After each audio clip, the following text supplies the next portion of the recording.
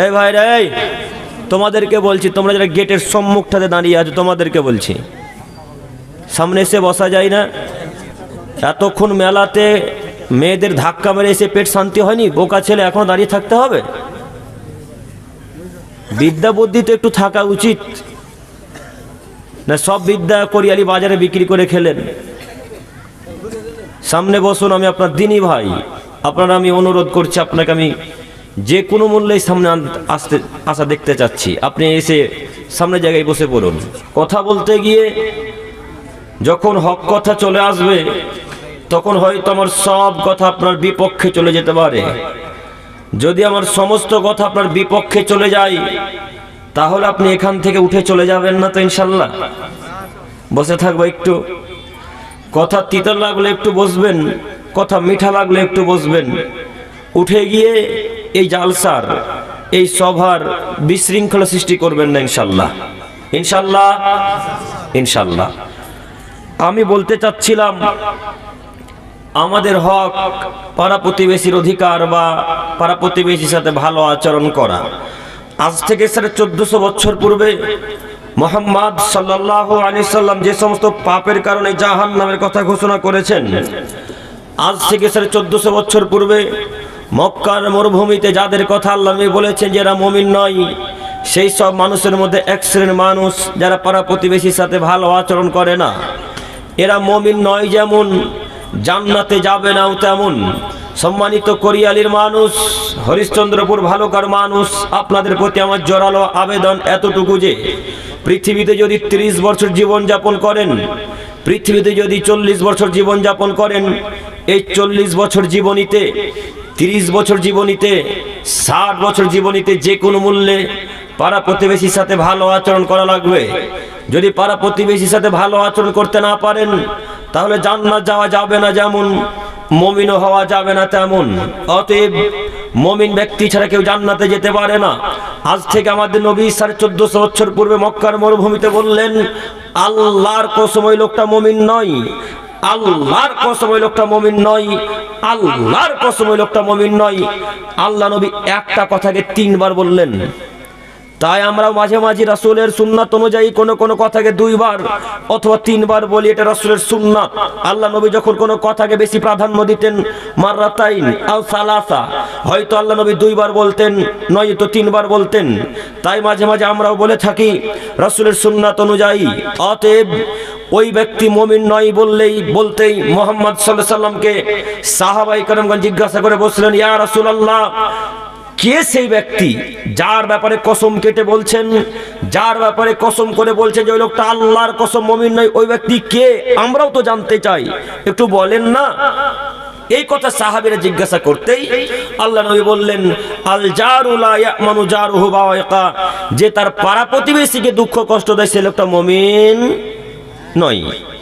অত্র বুখারী মুসলিমের হাদিসকে সামনে রেখে হরিশ্চন্দ্রপুর ভালুকা কোরিয়ালির মানুষকে অনুরোধ করে বলতে চাচ্ছি, যদি আপনি মক্কা থেকে 40 বার হজ করে আসেন, হজ করে এসে যদি আল্লাহর হাদিসের বিপরীতে চলেন, রাসূলের কথার বিপরীতে চলেন, তো জান্নাত হবে?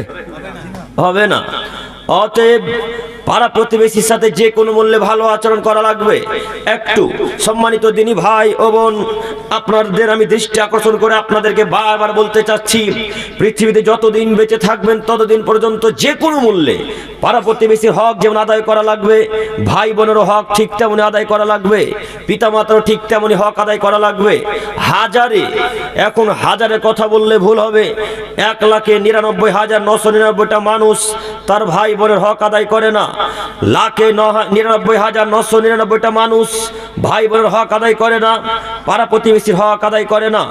আপনাদেরকে বলি, যদি মানুষ আসলে পাড়া প্রতিবেশীর হক আদায় করত তাহলে একজন প্রতিবেশী তার পাশে বাড়ি প্রতিবেশীকে গালি দিতে পারতো না।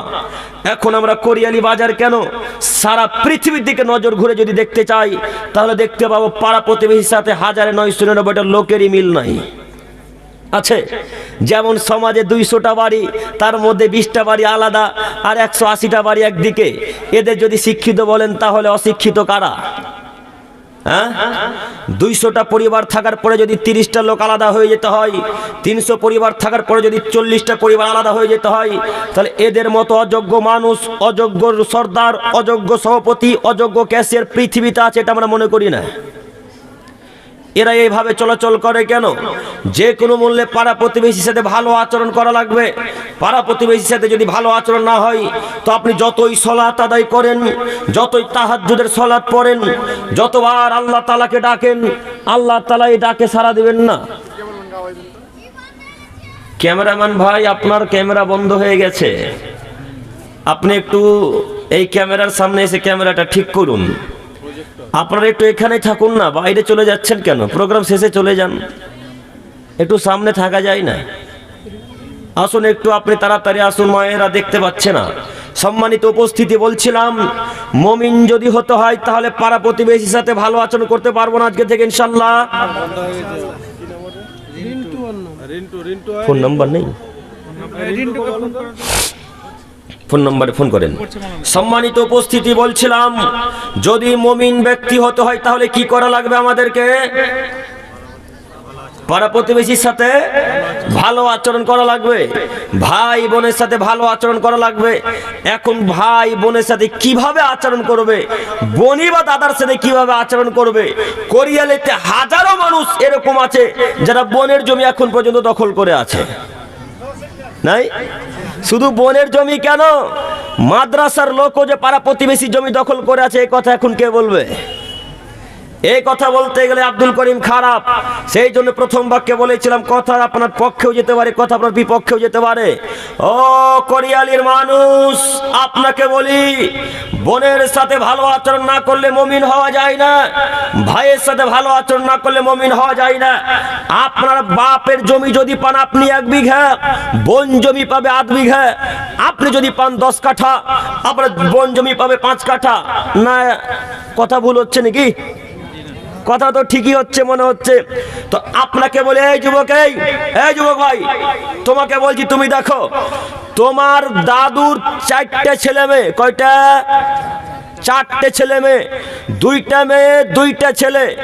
তো তোমার দাদুর মরা হলো আজকে 3 থেকে 4 বছর, তোমার বাপ এখন পর্যন্ত তোমার ফুপুদেরকে জমি বুঝিয়ে দেয়নি। কথা বুঝতে পারেননি মনে হয়। এখন পর্যন্ত আপনার বাপ আপনার ফুপুদেরকে জমি বুঝিয়ে দেয়নি একটু। তাহলে কি কোরিয়ালির মানুষ, হরিশ্চন্দ্রপুরের মানুষ, মালদা জেলার মানুষ মনে করে আমার বাপের বাপ একটু বেশি, আমার ফুপুর বাপ একটু কম? না, দুইজনেরই সমান সমান বাপ, দুইজনেরই সমান সমান বাপ। যদি দুইজনেরই সমান সমান বাপ হয়, তাহলে তোমার বাপ জমি পাবে সকালে, আর তোমার ফুপু জমি পাবে বৈকালে না একসাথে? একসাথে। তোমার দাদুর মর আজকে 3 থেকে 4 বছর হলো, তোমার বাপ এখন পর্যন্ত তোমার ফুপুকে জমি বুঝিয়ে দেয়নি। বলো তোমার বাপ কাপুরুষ না শিক্ষিত মানুষ? বলো যুবক, তোমার বাপকে আর তোমার বিদ্যাকে আজকে কোরিয়ালির বাজারের গরুস্থানে পুঁতে দিতে এসেছি। যে বিদ্যা ফুপুর জমি ফিরিয়ে দিতে পারে না, যে বিদ্যা বাপের জমি ফিরিয়ে দিতে পারে না, যে বিদ্যা ভাইয়ের বোনের জমি, চাচাতোর জমি, ভাতিজার জমি ফিরিয়ে দিতে পারে না, ওই বিদ্যাকে কোরিয়ালির বাজারে না রেখে মাটির তলে পুঁতে দাও যুবক, অনেক কাজ আছে। মনে রেখো, মুহাম্মদ সাল্লাল্লাহু আলাইহি সাল্লাম বলেছেন, কাতাবাল্লাহু মাকাদিরাল খলায়েক ক্বাবলা ইয়াখলুকাস সামাওয়াতি মিন 50 আরজাল ফাসানা। এই আদমের ছেলে মেয়ে শোনো, আমি আল্লাহ সুবহানাহু ওয়া তাআলা যখন এই আসমান জমিন সৃষ্টি করিনি, তার 50,000 বছর পূর্বে আমি আল্লাহ তাআলা প্রত্যেকটা জিনের, প্রত্যেকটা মানুষের, প্রত্যেকটা প্রাণীর ভাগ্য লিখেছি। সেই দিন আমি আল্লাহ তাআলা লিখে দিয়েছি কোরিয়ালের মানুষ কি করবে। সেই দিন আমি আল্লাহ লিখে দিয়েছি কোরিয়ালের মানুষের কত বিঘা জমি থাকবে। সেই দিন ভাগ্যে লিখেছেন আল্লাহ। যদি তোমার ভাগ্যে লেখা থাকে যে তোমাদের 2 বিঘা জমি, 4 বিঘা জমি 4 বিঘাই থাকবে, তো কোনো মায়ের বেটার 4 বিঘা থেকে কমাতে পারবে না। বুখারী মুসলিম। আর সেই দিন যদি লেখা থাকে এদের 5 কাঠা জমির বেশি আর বাড়বে না, কোনো মায়ের বেটা বাড়াতে পারবে? আর পারবে না। বলো যুবক, তোমার বাপ এখন পর্যন্ত তোমার দাদু, তোমার ফুপুকে জমি বুঝিয়ে দেয়নি কেন? তোমার বাপ তোমার দাদুকে মাটি দিয়ে যদি আসে জোহরে, জমি জায়গা ভাগ হবে আসরে। যদি তোমার দাদুকে মাটি দেয় আসরে, জমি জায়গা ভাগ হবে মাগরিবে। যদি তোমার দাদুকে মাটি দেয় মাগরিবে, জমি জায়গা ভাগ হবে এসাতে। এটাই শরীয়ত, এটাই নিয়ম। তোমার দাদু জীবিত অবস্থায় ভাগ করে গেছে, তোমার দাদু ভুল করেছে। তোমাকে বলে যাচ্ছি, বাপকে বল, আব্বু ভাগ্যে যদি ভিক্ষা করা থাকে ভিক্ষা করে খাবো কোরিয়ালির বাজারে, কিন্তু ফুপুর জমি নিজের কাছে রেখে খাবো না ইনশাল্লাহ। পারবেন না বলতে? এই যুবক ভাই রে, তোমাদেরকে বলছি, তুমি রে মনে রেখো যুবক, তোমার বাপ তোমার ফুপুর জমি এখন পর্যন্ত নিজের কাছে রেখেছে। তোমার বাপ হক বুঝে না, তোমার বাপ অধিকার বুঝে না। তাই তোমার বাপকে অনুরোধ করে বলি, মুরব্বী সাহেব, বনের জমি কাল সকাল হতে ফিরিয়ে দিতে হবে। বনের জমি যদি ফিরিয়ে দিতে না পারেন, প্রস্তুতি গ্রহণ করে থাকবেন। মুহাম্মদ সাল্লাল্লাহু আলাইহি সাল্লাম বলেছেন, যদি কোনো মানুষের জমি জায়গা এক বিঘত অর্ধ হাত, আচ্ছা অর্ধ হাত বাদ দিলাম, এক বিঘা জমি, বিঘা বুঝতে পারছেন কি? এক বিঘা জমি যদি কোনো মানুষের জোরপূর্বক দখল করে নাই, কিয়ামতের মাঠে আল্লাহ সুবহানাহু ওয়া তাআলা সাতটক জমিন তাকে খুঁড়তে বাধ্য করবেন। আসমান যেমন সাতটা, জমিনও তেমনই সাতটা। একটা জমিনের মোটা 500 বছরের পথ, যদি একটা জমিনের মোটা 500 বছরের পথ হয়, তো সাতটা জমিনের মোটা কত বছরের পথ? 5 সাতে 3500 বছরের পথ। 3500 বছরের পথ আল্লাহ তাআলা আপনার আব্বাকে আপনাকে খুঁড়তে বাধ্য করবেন। কেন? আপনি বোনের জমি ফিরিয়ে দেননি, ফুফুর জমি ফিরিয়ে দেননি, ভাইয়ের জমি ভাইকে বুঝিয়ে দেননি। কেউ যদি এক বিদ্যা অর্ধবিদ্যা জমি যদি দখল করে, আল্লাহ তাকে একটা কোদাল ধরিয়ে দিবেন হাতে। কোদাল ধরিয়ে দিয়ে বলবেন, ও আব্দুর রহমান সাহেব, আপনি এই জমিন খুঁড়তে শুরু করেন। এই আব্দুর রহমান সাহেব জমিন খুঁড়তে যেদিন 7 লোক জমির নিচে চলে যাবে, সেদিন যত মাটি হবে সব মাটি আল্লাহ তাআলা লোকটার ঘাড়ের উপর চাপিয়ে দিয়ে বলবেন, হাত্তা ইউকজা বাইনান নাস, আপনি এখন চলতে থাকুন ইলা ইয়াউমিল কিয়ামা, যতদিন পর্যন্ত কিয়ামত না হয়েছে। ও মুরব্বি সাহেব, আমি কি এখন আপনাকে বুঝাতে পারবো মাটি কতদিন কাঁধের উপরে থাকবে? একটা দিন হবে 50,000 বছরের সমান।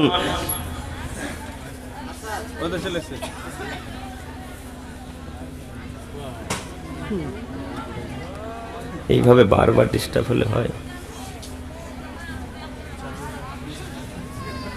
তার ছিটে ছিল রেন্টুদা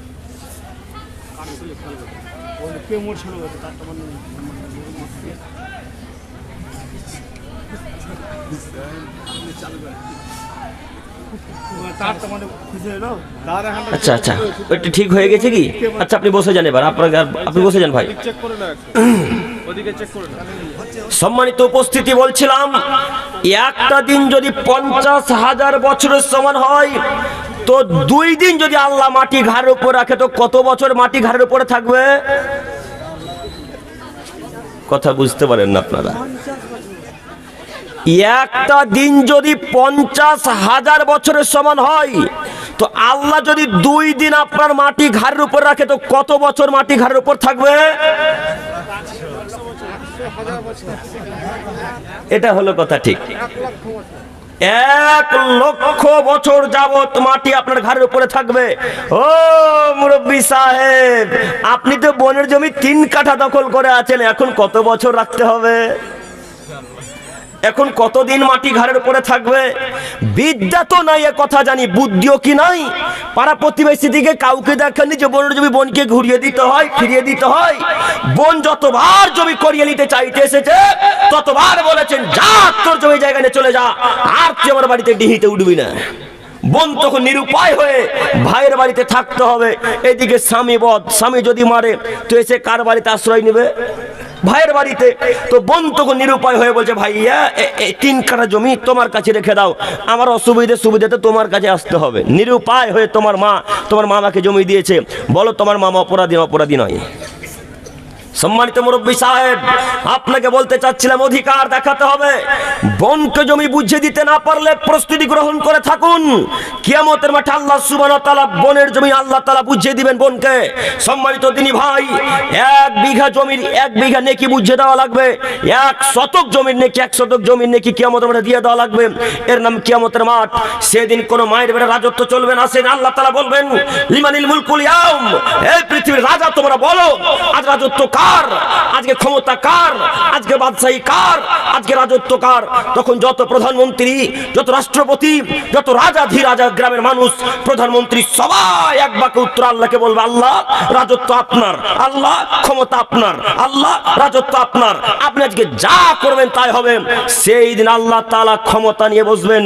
সেই দিন যারা জমি জায়গা জোরপূর্বক দখল করে আছে, এদের প্রত্যেকের কাছ থেকে নেকি নিয়ে যে লোকটার, যে মহিলাটা জমি চুরি করেছে, আত্মসাৎ করেছে, একে নেকি বুঝিয়ে দিতে হবে। বলো যুবক, তোমার বাপ নেকি বুঝিয়ে দিতে পারবে? তোমার বাপ তোমাকে একটা নেকি দিবে না, তোমার ফুফুকে কিভাবে একটা নেকি বুঝিয়ে দেবে বলো? কিন্তু আল্লাহ তো এরকম বিচার করবে। আল্লাহ তো এইভাবে আমার আপনার মতো অসৎ বিচারক নন যে আল্লাহকে যদি 20,000 টাকা ঘুষ দিয়ে দেন তো বিচার উল্টা দিয়ে করে দেবে। আল্লাহ তার ঘুষখোর নয়। আল্লাহ তাআলা তো আর সুদ খায় না, ঘুষ খায় না। আপনাদের বিচারক ঘুষখোর হতে পারে, সুদখোর হতে পারে। বিচারককে যদি পিছন দিক দিয়ে 20,000 টাকা ধরিয়ে দেন তো বিচার উল্টা দিকে হয়ে যাবে, হবে না? দেখবেন হয় কিনা? আল্লাহ বলছেন ও নাদাউল মাওয়াজিনুল কিসত লিয়াউমিল কিয়ামা ফালা তুযলামু নাফসুন শাইয়্যা। পৃথিবীর মানুষ শোনো, আজ আমি আল্লাহ তাআলা তোমাদের প্রত্যেকের ন্যায় বিচার করব। আজ আমি আল্লাহ সুবহানাহু ওয়া তাআলা তোমাদের প্রত্যেকের উপর ন্যায় বিচার করব। কারো প্রতি এতটুকু অন্যায় বিচার করব না, এটা আল্লাহ তাআলা বলছেন। তো আল্লাহ হক বিচারক। আল্লাহ কিয়ামতের মাঠে কেউ যদি এতটুকু দুনিয়াতে ভালো কর্ম করে তাও পেশ করবে, কেউ যদি এতটুকু খারাপ কর্ম করে তবুও আল্লাহ পেশ করবে। এবার আপনাকে বলি, আল্লাহ হক বিচার করে, মানুষ হক বিচার করতে পারে না। যদি মানুষ হক বিচার করত তাহলে যারা বিচারক, যারা বিচার করে তারা তো ঘুষ খেত না। আপনাদের কোরিয়ালির বাজারে একটা শিক্ষিত, একটা দামি পরিবারের, খুব ধনী পরিবারের ছেলে একটা গরিব পরিবারের লোককে 2 থাপ্পড় মেরে দিয়েছে। তো 2 থাপ্পড় যখন লাগিয়ে দেওয়া, তখন এই গরিব ঘরের ছেলেটা বিচারকের কাছে বিচার চাইতে চলে গেছে। তো বিচার চাইতে যখন গিয়েছে তখন ইনাকে বলছে আমাকে অমুক ছেলে অমুকের বেটা মেরেছে, তো আপনি এর বিচার করে দেন। এর বাপ কিন্তু আগে 10,000 টাকা ধরিয়ে দিয়েছে হাতে। তখন বলছে কি বিচার করবি, শুধু কেস কারচারি করবি, যা বাড়ি চলে যা। এদিকে কিন্তু আগে মারলো, চলে এসেছে। এই বিচার এখন প্রায় এলাকাতে ঘটে না, মনে হয় না ঘটে? প্রায় জায়গাতে যে আসল অপরাধী তাকে অপরাধী করা হয় না, যে নির্দোষ তাকে দোষী প্রমাণ করা হয়। কিন্তু আল্লাহ এরকম বিচার করবে না। সম্মানিত বিচারকগণ, আপনাদেরকে অনুরোধ করে বলি, বিচার করার পূর্বে শরীয়ত জানতে হয়। বিচার করার পূর্বে হাদিস কোরআনকে শিখতে হয়। হাদিস কোরআনে কি বলছে সেটা মান্যতা দিতে হয়। যদি বিচার আল্লাহ এবং তার রাসূলের বিপরীতে চলে যায়, যদি বিচার আল্লাহ এবং তার রাসূলের বিপরীতে চলে যায় তো ফলাফল জাহান্নাম। অতএব বিচারককে যে কোনো মূল্যে চিন্তা ভাবনা করে বিচার করতে হবে। সম্মানিত উপস্থিতি, সম্মানিত দিনী ভাই বোন, বলছিলাম যে কোনো মূল্যে পাড়া প্রতিবেশীর সাথে সদাচরণ, নম্র আচরণ করা লাগবে। ভাই বোনের সাথে ভালো আচরণ করতে হবে। কিন্তু দুঃখের বিষয় হলো এই যে আমরা অধিকাংশ মানুষ বোনের জমি বোনকে বুঝিয়ে দিতে পারলাম না। আপনার বোনের জমি এখন পর্যন্ত বুঝিয়ে দিয়েছেন এই কোরিয়ালির বাজারের মানুষ কে কে বুঝিয়ে দিয়েছেন? হাত তুলেন তো। তুলবেন না? সবাই দিয়েছেন না? সবাই দিয়েছে বোনকে জমি গো। সব ফেরেশতা বসে আছে, কেউ বোনের জমি খায়নি।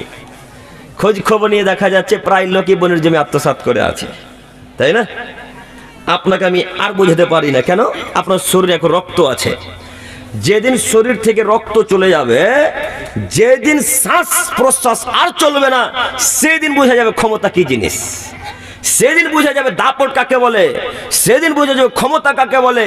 এখন আপনাকে বোঝাতে পারবো না কেন, আপনার এখন পার্টির জোর আছে, ক্ষমতা আছে, রক্তের জোর আছে, বংশের জোর আছে, দলীয় দাপট আছে, তাই আপনাকে বোঝাতে সম্ভব নয়। তবে মনে রাখেন, যেদিন এহকাল ছেলে পরকালে চলে যাবেন সেই দিন বোঝা যাবে ক্ষমতা কি জিনিস, তার আগে বোঝানো সম্ভব নয়। সম্মানিত মুরব্বী সাহেব, বলছিলাম আজকে এই মঞ্চে তওবা করে উঠবো যে আল্লাহ, কাল সকাল হতে হতে বোনের জমি ফিরিয়ে দেবো ইনশাল্লাহ। পারবো না? না, পারবে না। কোরিয়ালি ভালুকাট রোডের পাশে জমি আছে, কিভাবে ফিরিয়ে দিবে এখন গো? ওই জমির দাম এখন 3 লক্ষ টাকা। এখন 3 লক্ষ টাকা বোনকে দিবে ফিরিয়ে? 20 লক্ষ টাকা শতক না? তো 20 লক্ষ টাকা শতক বোন কেমন এখন ফিরিয়ে দিবে? এত ইমানদার মানুষ আছে এলাকায়, এ তো দিবে না। বোনকে বুঝিয়ে বাজে বলে 10,000 টাকা নিয়ে ছেড়ে দেয়। এটা বিচার হলো? এটা তো বিচার হলো না। তো তোমার বাপ্পাটাকে যে শতদিন বলেছি যে ফুপুর টাকার পর যদি এত লোভ থাকে, বাপ্পাটা ভালুকা স্টেশনে ভিক্ষা করিও। তোমরা বাপ্পাটা কথা বুঝো না? তোমাদের বাপ্পাটাকে বলেছি যদি ভালুকা স্টেশনে ভিক্ষা করতে লজ্জা লাগে তো মালদা স্টেশন চলে যাও বেটা। মালদা স্টেশনে যদি ভিক্ষা করতে লজ্জা লাগে তো শিয়ালদা চলে যাও। শিয়ালদাতে হাজার হাজার মানুষ, ভারতবর্ষের সব থেকে বড় স্টেশন জনসংখ্যার দিক দিয়ে, মানুষের দিক দিয়ে। সেই স্টেশনের নাম কি?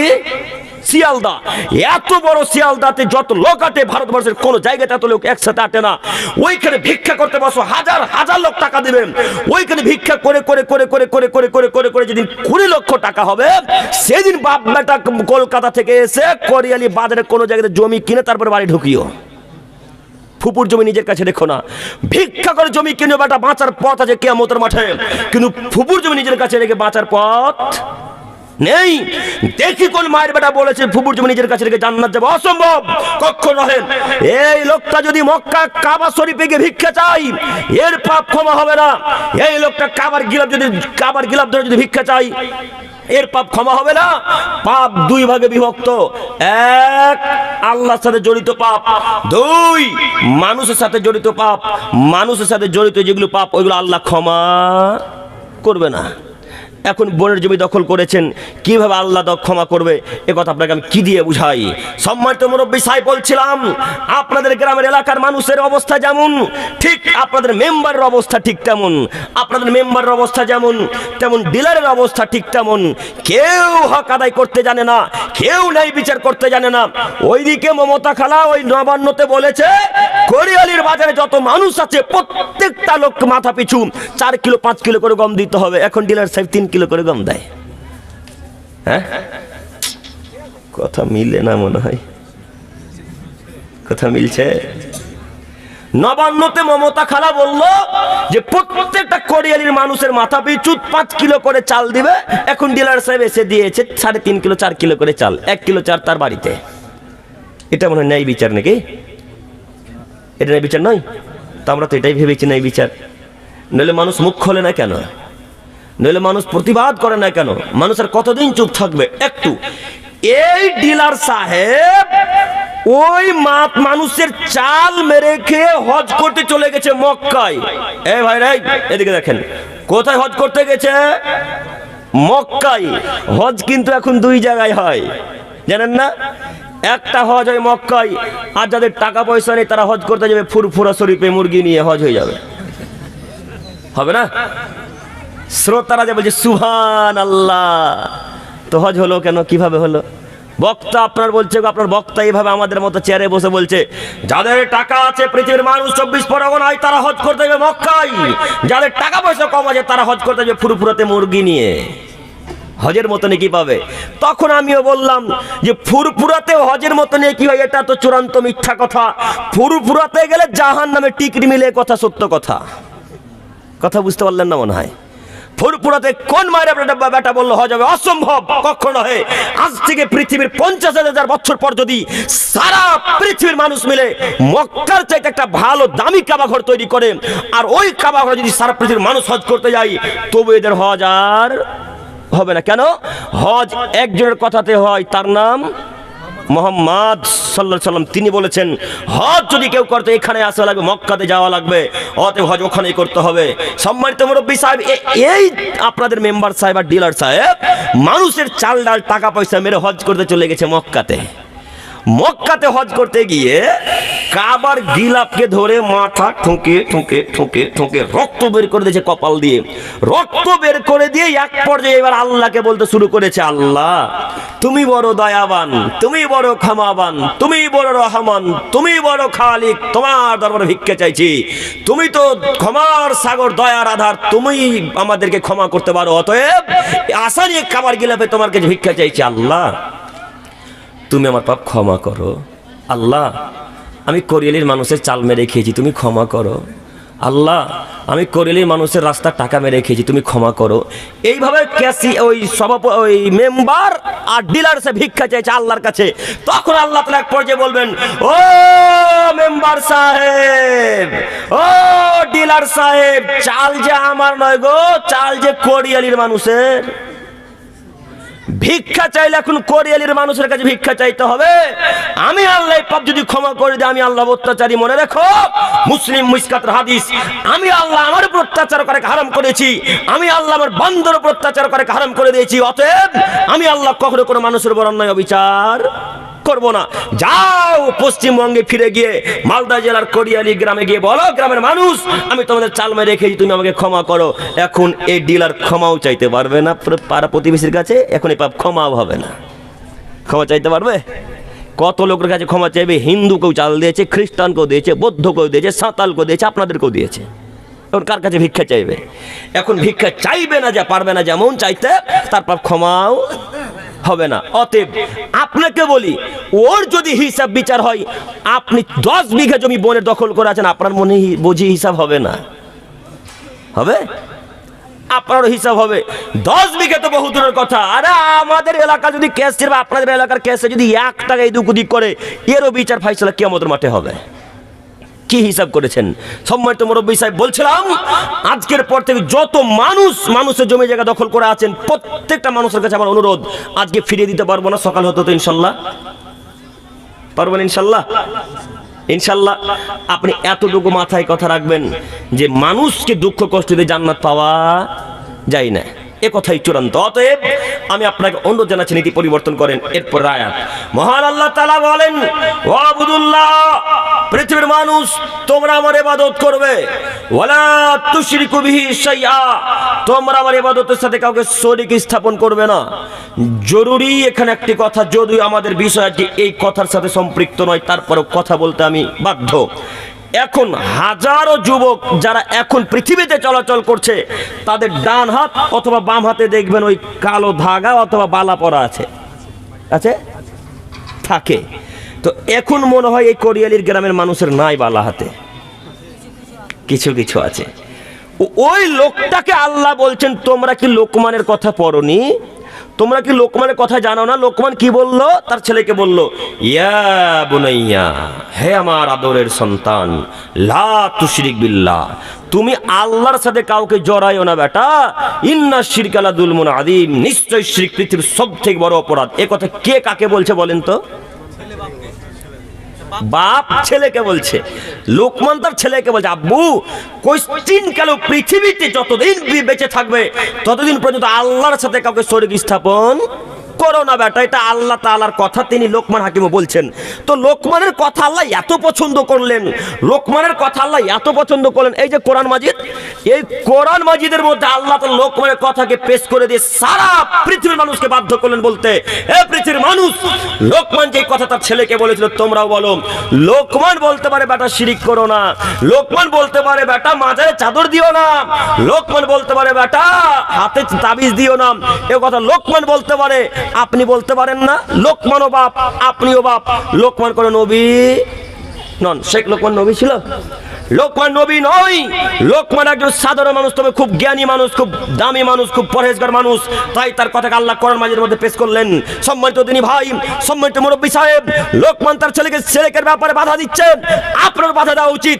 বলতে পারলেন না বেটা হাতে বালা দিয়েছো, দাঁত ভেঙে দেবো একেবারে, এই কথা বলতে পারলেন না? আপনি বাপ, আপনি কাপুরুষ বাপ। আপনার মতো বাপকে আমরা বাপ মনে করি না। যেই বাপের সামনে ছেলে হাতে মালা পরে থাকে, যেই বাপের সামনে ছেলে গলাতে মালা দিয়ে থাকে, যেই বাপের সামনে ছেলে পায়ে কালো ধাগা পরে থাকে, হাতে তাবিজ পরে থাকে, এরকম বাপকে আমরা বাপ বলি না। এরা কাপুরুষ বাপ, এরা কাপুরুষ বাপ, এরা কাপুরুষ বাপ। বাপ হলে ক্ষমতা, বাপ মানে ক্ষমতা। ক্ষমতা কি জিনিস? চোখ যেদিকে ঘুরবে, বউ বাচ্চা সেদিকে ঘুরবে, তার নাম ক্ষমতা। চোখ বলবে এই বেটা হাত থেকে বালা খোল, সঙ্গে সঙ্গে বেটা হাত থেকে বালা খুলবে, তার নাম ক্ষমতা, তার নাম পুরুষ। এখন যত যুবকের হাতে বালা আছে, এদের বাপেরা কি কেউ পুরুষ নন? সব কি কাপুরুষ? কেন হাতে বালা আছে? বালা থাকবে কেন? মুসলমান পরিবারে জন্মগ্রহণ করার পর হাতে বালা থাকবে মানে? আমরা তো হিসাব করতে পারলাম না। সম্মানিত মুরব্বী সাহেব, বলছিলাম আল্লাহ বললেন, ওয়ালা তুশরিকু বিহি শাইআ, আমার ইবাদতের সাথে কাউকে জড়ায়ও না। আচ্ছা, কবজিতে ব্যথা করছে, তো ব্যথা করা ভালো মালিক, ব্যথা ভালো করা মালিক কে? আল্লাহ। তো আপনার ছেলে যে বলছে কালো ধাগা বাঁধলে ব্যথা ঠিক হয়ে যাবে, তখন আপনার ছেলে ধাগাকে বা ভালো করার মালিক ভাবলো না? তো আপনার ছেলে এখন তো মুশরিক, শিরক করলো। আপনার ছেলেকে ভিক্ষা চাইতে হবে যে কোনো মূল্যে। এই বাক্য এদিকে ছেড়ে দিলাম। 3, ওয়াবিল ওয়ালিদাইনি ইহসানা, তোমরা তোমাদের পিতা মাতার সাথে ভালো আচরণ করবে। কে পিতা মাতার সাথে ভালো আচরণ করে? কে যে করে আমরা ভেবে পাই না। এরা তো বউয়ের কথায় উঠে, বউয়ের কথায় বসে, যাকে কোরিয়ালির ভাষাতে ভাঁড়ুয়া বলে, হ্যাঁ না কি বলে? এই কথায় কিষানগঞ্জ গোয়ালপুকুর থানাতে বলাতে আমার সাথে ঝগড়া, আর মেলার বিরুদ্ধে কথা বলাতে আমার সাথে ঝামেলা। দেখেছেন, খুব ভাইরাল না? যেখানে যাচ্ছি মেলার বিরুদ্ধে কথা বলতে হবে। সবাই কি হয়েছিল ভাই, কি হয়েছিল ভাই, কি হয়েছিল, সব জায়গাতে যেখানে যাই। তো এই দুইটি জিনিস নিয়ে শুধু ঝামেলা। আমি বলেছি মেলা বসা হারাম, নারী পুরুষ একসাথে ঘুরে, তখন বলেছে আপনি কি দেখেছেন মহিলারা তার ছেলেরা গার্লফ্রেন্ডের হাত ধরে ঘুরেছে, এখন ধরা দেখতে হবে। তার মানে উনি বলতে চাচ্ছে হাত ছেড়ে ঘোরা যায়, তাই না? ওনার একটা বক্তব্য। তো বক্তব্য দিয়ে যখন নেমে যাচ্ছি, ওনার রাগের এটাই কারণ, ওইখানকার লোকেরা বলছে ওর বেটি আর ওর বহু মেলাতে ঘুরছিল, তাই এত রাগ।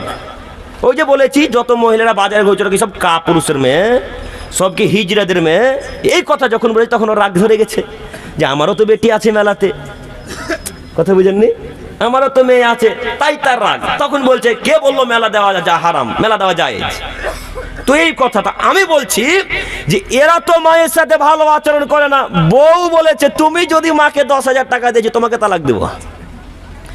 আগে মহিলাদেরকে তালাকের ভয় দেখাতো ছেলেরা, এখন মেয়েরা ভয় দেখায়। কেন বলেন তো? বউ যে সুন্দরী, যদি তালাক দিয়ে দেয় কি যে হয়, আর পাবো না এরকম বউ। তো যুবক তোমাকে বলি, বউ তো 1000 পাওয়া যায়, মা পাওয়া যাবে? মা তো পাওয়া যায় না। তো মায়ের সাথে খারাপ আচরণ কি হিসাবে আপনি করলেন? আপনাকে যে আমি শতদিন বলেছি মা যে কথাই বলবে সে কথাই মান্যতা দিতে হবে, একটুকু এদিক ওদিক হওয়া যাবে না, তার নাম মা। এই হলো মা। মায়ের কথা অবাধ্য চলে জান্নাত কিনা যাই না। আপনাকে আমি বলি একটা কথা, আপনি যত টাকা উপার্জন করছেন সব টাকা কি স্ত্রীর অ্যাকাউন্টে দিতে হবে না মার অ্যাকাউন্টেও দেওয়া লাগবে? মাকেও দেওয়া লাগবে। তো এরা তো শিক্ষিত ছেলে, যত টাকা উপার্জন করছে সব টাকা স্ত্রীর অ্যাকাউন্টে দিচ্ছে, মায়ের অ্যাকাউন্টে দেয় না। কেন? মায়ের অ্যাকাউন্টে টাকা দিলে মা তখন ভাইগনা ভাগ্নিকে দিয়ে দিচ্ছে, দেয় না? দিচ্ছে বোনকে, এটাও যে স্বাভাবিক, এটাও যে সত্য, মিলে যাচ্ছে কথা। তো এই ছেলেটা তো শিক্ষিত, এই ছেলেটা বাইরে কাজ করে বা চাকরি করে, তখন যত টাকা মাসের মাস ইনকাম করে সব ওয়াইফের টাকা অ্যাকাউন্টে ছাড়ে, সব স্ত্রীর অ্যাকাউন্টে টাকা ছাড়ে। এই ছেলেটা 8 মাস 9 মাস 1 বছর যাবত বাইরে থাকে, কেরালা দিল্লি মুম্বাই থাকে, মাসের মাস টাকা পাঠায়, যখন স্যালারি পায় টাকা দিয়ে দেয়, এই স্ত্রীর অ্যাকাউন্টে ঢুকে। এই ছেলেটা যখন 7-8 মাস 1 বছর পর বাড়ি এসে দেখছে স্ত্রীও নাই, এখন টাকাও নাই, অন্যজনের হাত ধরে পালিয়ে গেছে। এখন টাকা গেল, লস হলো না লাভ হলো? মায়ের অ্যাকাউন্টে যদি দিতে তো তুমি সাদকার নেকিটা পেতে। তোমার বোন মাকে, তোমার মতো বোনদেরকে দিয়ে দিয়েছে, তুমি তো সাদকার নেকি পাচ্ছ, তাই না? সেই সাদকায় জারিয়া হচ্ছে। তো তোমার যখন সবই গেল, এও কুলো গেল, ওই কুলো গেল, বউ গেল, টাকাও গেল, তো তোমার মাথা তো গোবর আছে, তোমাকে আমি আগে থেকেই চিনি। তুমি MA পাস ছাত্র, এমনিতেই বলেছি তুমি MA পাস ছাত্র, তোমার মাথায় মগজ সব গোবর ভরা আছে। তোমার মাথায় যদি মগজ থাকতো তাহলে তুমি স্ত্রীর অ্যাকাউন্টে টাকা দিতে না। নিজের অ্যাকাউন্ট নাই আছে তো? মায়ের প্রতি যদি এত ভরসা না থাকে তো নিজের অ্যাকাউন্টে রাখেন না। কে নিষেধ করলো? ওর অ্যাকাউন্টে টাকা কেন? সম্মানিত দিনী ভাই, আপনাকে আমি অনুরোধ জানাচ্ছি, স্ত্রীর অ্যাকাউন্টে এতগুলো টাকা দেওয়া ঠিক নয়, নইলে আপনার মুখের আত্মীয় আর একজনের সাথে চলে যাবে, এটাই দুনিয়া, এরই নাম দুনিয়া। অতএব আপনাকে বলি, মায়েদেরকে টাকা দিতে হবে না এ কথাও বলছি না, স্ত্রীদেরকে টাকা দিতেই হবে না এ কথাও বলছি না। স্ত্রীকে টাকাও দিতে হবে, তার সাথে ভালো আচরণ করা লাগবে, যতটুকু প্রয়োজন ততটুকু দেন। যদি প্রয়োজনের বেশি টাকা দেন তো ও তো বেশি টাকা খরচ করে আপনার সব সংসারটাকে নষ্ট করে ফেলবে। ওরা পালন করতে পারে না, টাকা কন্ট্রোল করতে পারে না, নিয়ন্ত্রণ করতে পারে না। বেশি টাকা যখন হাতে চলে আসে তখন ভেবে নাই যে অমুক শাড়ি কিনবো, অমুক জামা কিনবো, অমুক পায়জামা কিনবো, তখন এটাই তাদের মাথাতে কাজ করে। অতএব যতটুকু প্রয়োজন ততটুকু টাকা দেন। সম্মানিত মুরব্বী সাহেব, বলছিলাম যে কোনো মূল্যে মায়ের সাথে ভালো আচরণ করেন। বউর কথা মান্যতা দিতে হবে, মায়ের কথা মান্যতা দিতে হবে। মায়ের জায়গা মা, বউয়ের জায়গায় বউ, মনে থাকবেন ইনশাল্লাহ। দুজনকেই কন্ট্রোল, নিয়ন্ত্রণ করা লাগবে, এরই নাম পুরুষ। আর যে পুরুষ মাকে গালি দিয়ে বউয়ের সাথে থাকলো সে কি পুরুষ না কাপুরুষ? সে তো কাপুরুষ। অতএব কোরিয়ালির মানুষের কাছে আমার অনুরোধ যে কোনো মূল্যে দুজনকে নিয়ন্ত্রণ করবো ইনশাল্লাহ আজকে থেকে, ইনশাল্লাহ ইনশাল্লাহ। এরপরে আল্লাহ তাআলা বললেন অবিদিল কুরবা, নিকট প্রতিবেশীর সাথে ভালো আচরণ করবে। এই বাক্যটা বলার জন্য এতক্ষণ থেকে আয়াতটা পেশ করছি। আল্লাহ তাআলা বলেন পৃথিবীর মানুষ, তোমাদের যারা নিকটের প্রতিবেশী তাদের সাথে ভালো আচরণ করবে। নিকট প্রতিবেশী বলতে ভাই, নিকট প্রতিবেশী বলতে বোন, নিকট প্রতিবেশী বলতে চাচা, নিকট প্রতিবেশী বলতে খালা, মামা, নানা, নানি, এরাই সব থেকে নিকটের প্রতিবেশী। তারপরে গ্রাম্য এলাকার মানুষ। নিকট প্রতিবেশীর সাথে সম্পর্ক রাখা যত কঠিন, বাইরেকার লোকের সাথে সম্পর্ক রাখা তার চেয়ে আরো সহজ। নিজের প্রতিবেশী, নিজের ভাই বোনের সাথে সম্পর্ক রাখা যায় না, কিন্তু বন্ধুর সাথে সম্পর্ক ঠিকই গড়ে আছে, নেই? নিজের ভাইয়ের সাথে সম্পর্ক রাখা অতীব কঠিন, খুব জটিল ও টাফ বিষয়, কিন্তু আপনার বাড়ি থেকে 10টা বাড়ি পরে ওই লোকটার সাথে সম্পর্ক ঠিকই আছে। এই জন্য আল্লাহ তাআলা নিজে বললেন, নিকট প্রতিবেশীর সাথে আগে ভালো আচরণ করা লাগবে, তারপরে দূর প্রতিবেশী। আল্লাহ তাআলা প্রথমে বললেন অবিদিল কুরবা, নিকট প্রতিবেশীর সাথে ভালো আচরণ করো, তারপরে জুনুব, দূরের লোক। অতএব সম্মানিত মুরব্বী সাহেব, আপনাকে আমি বলি, ভাইয়ের সাথে সম্পর্ক আমরা রাখতে পারি না। কিভাবে রাখবেন? আপনার ভাই যে আসলে জমি জায়গা নিয়ে নিয়েছে, এখন রাখতে পারবেন সম্পর্ক? পারবেন না, খুব কঠিন বিষয়। যখন কেউ সামান্য 10,000 টাকা মেরে নেয়, তখন তো আমাদের আর সহ হয় না, সহ্য করতে পারি আমরা, তখন তো আমরা মেনে নিতে পারি না। তখন কত কোর্ট কাছারি, অফিস আদালত, সরদার কেসদের কাছে গিয়ে বিচার চাই। তো আপনার ভাই আপনার জমি জায়গা আসলেই দখল করেছে 2 বিঘা, এখন এই লোকটা জমি দিচ্ছে না, বা আপনাকে 2-3 থাপ্পড় মেরে দিয়েছে খুব জোরে। তো যেমনই 2-3 থাপ্পড় মারা, আপনি চলে গেছেন সরদারের কাছে। বিরক্ত লাগছে? একটু আমার দিকে চেয়ে থাকেন, গল্প করলে আমি কিন্তু শেষ করে দেবো।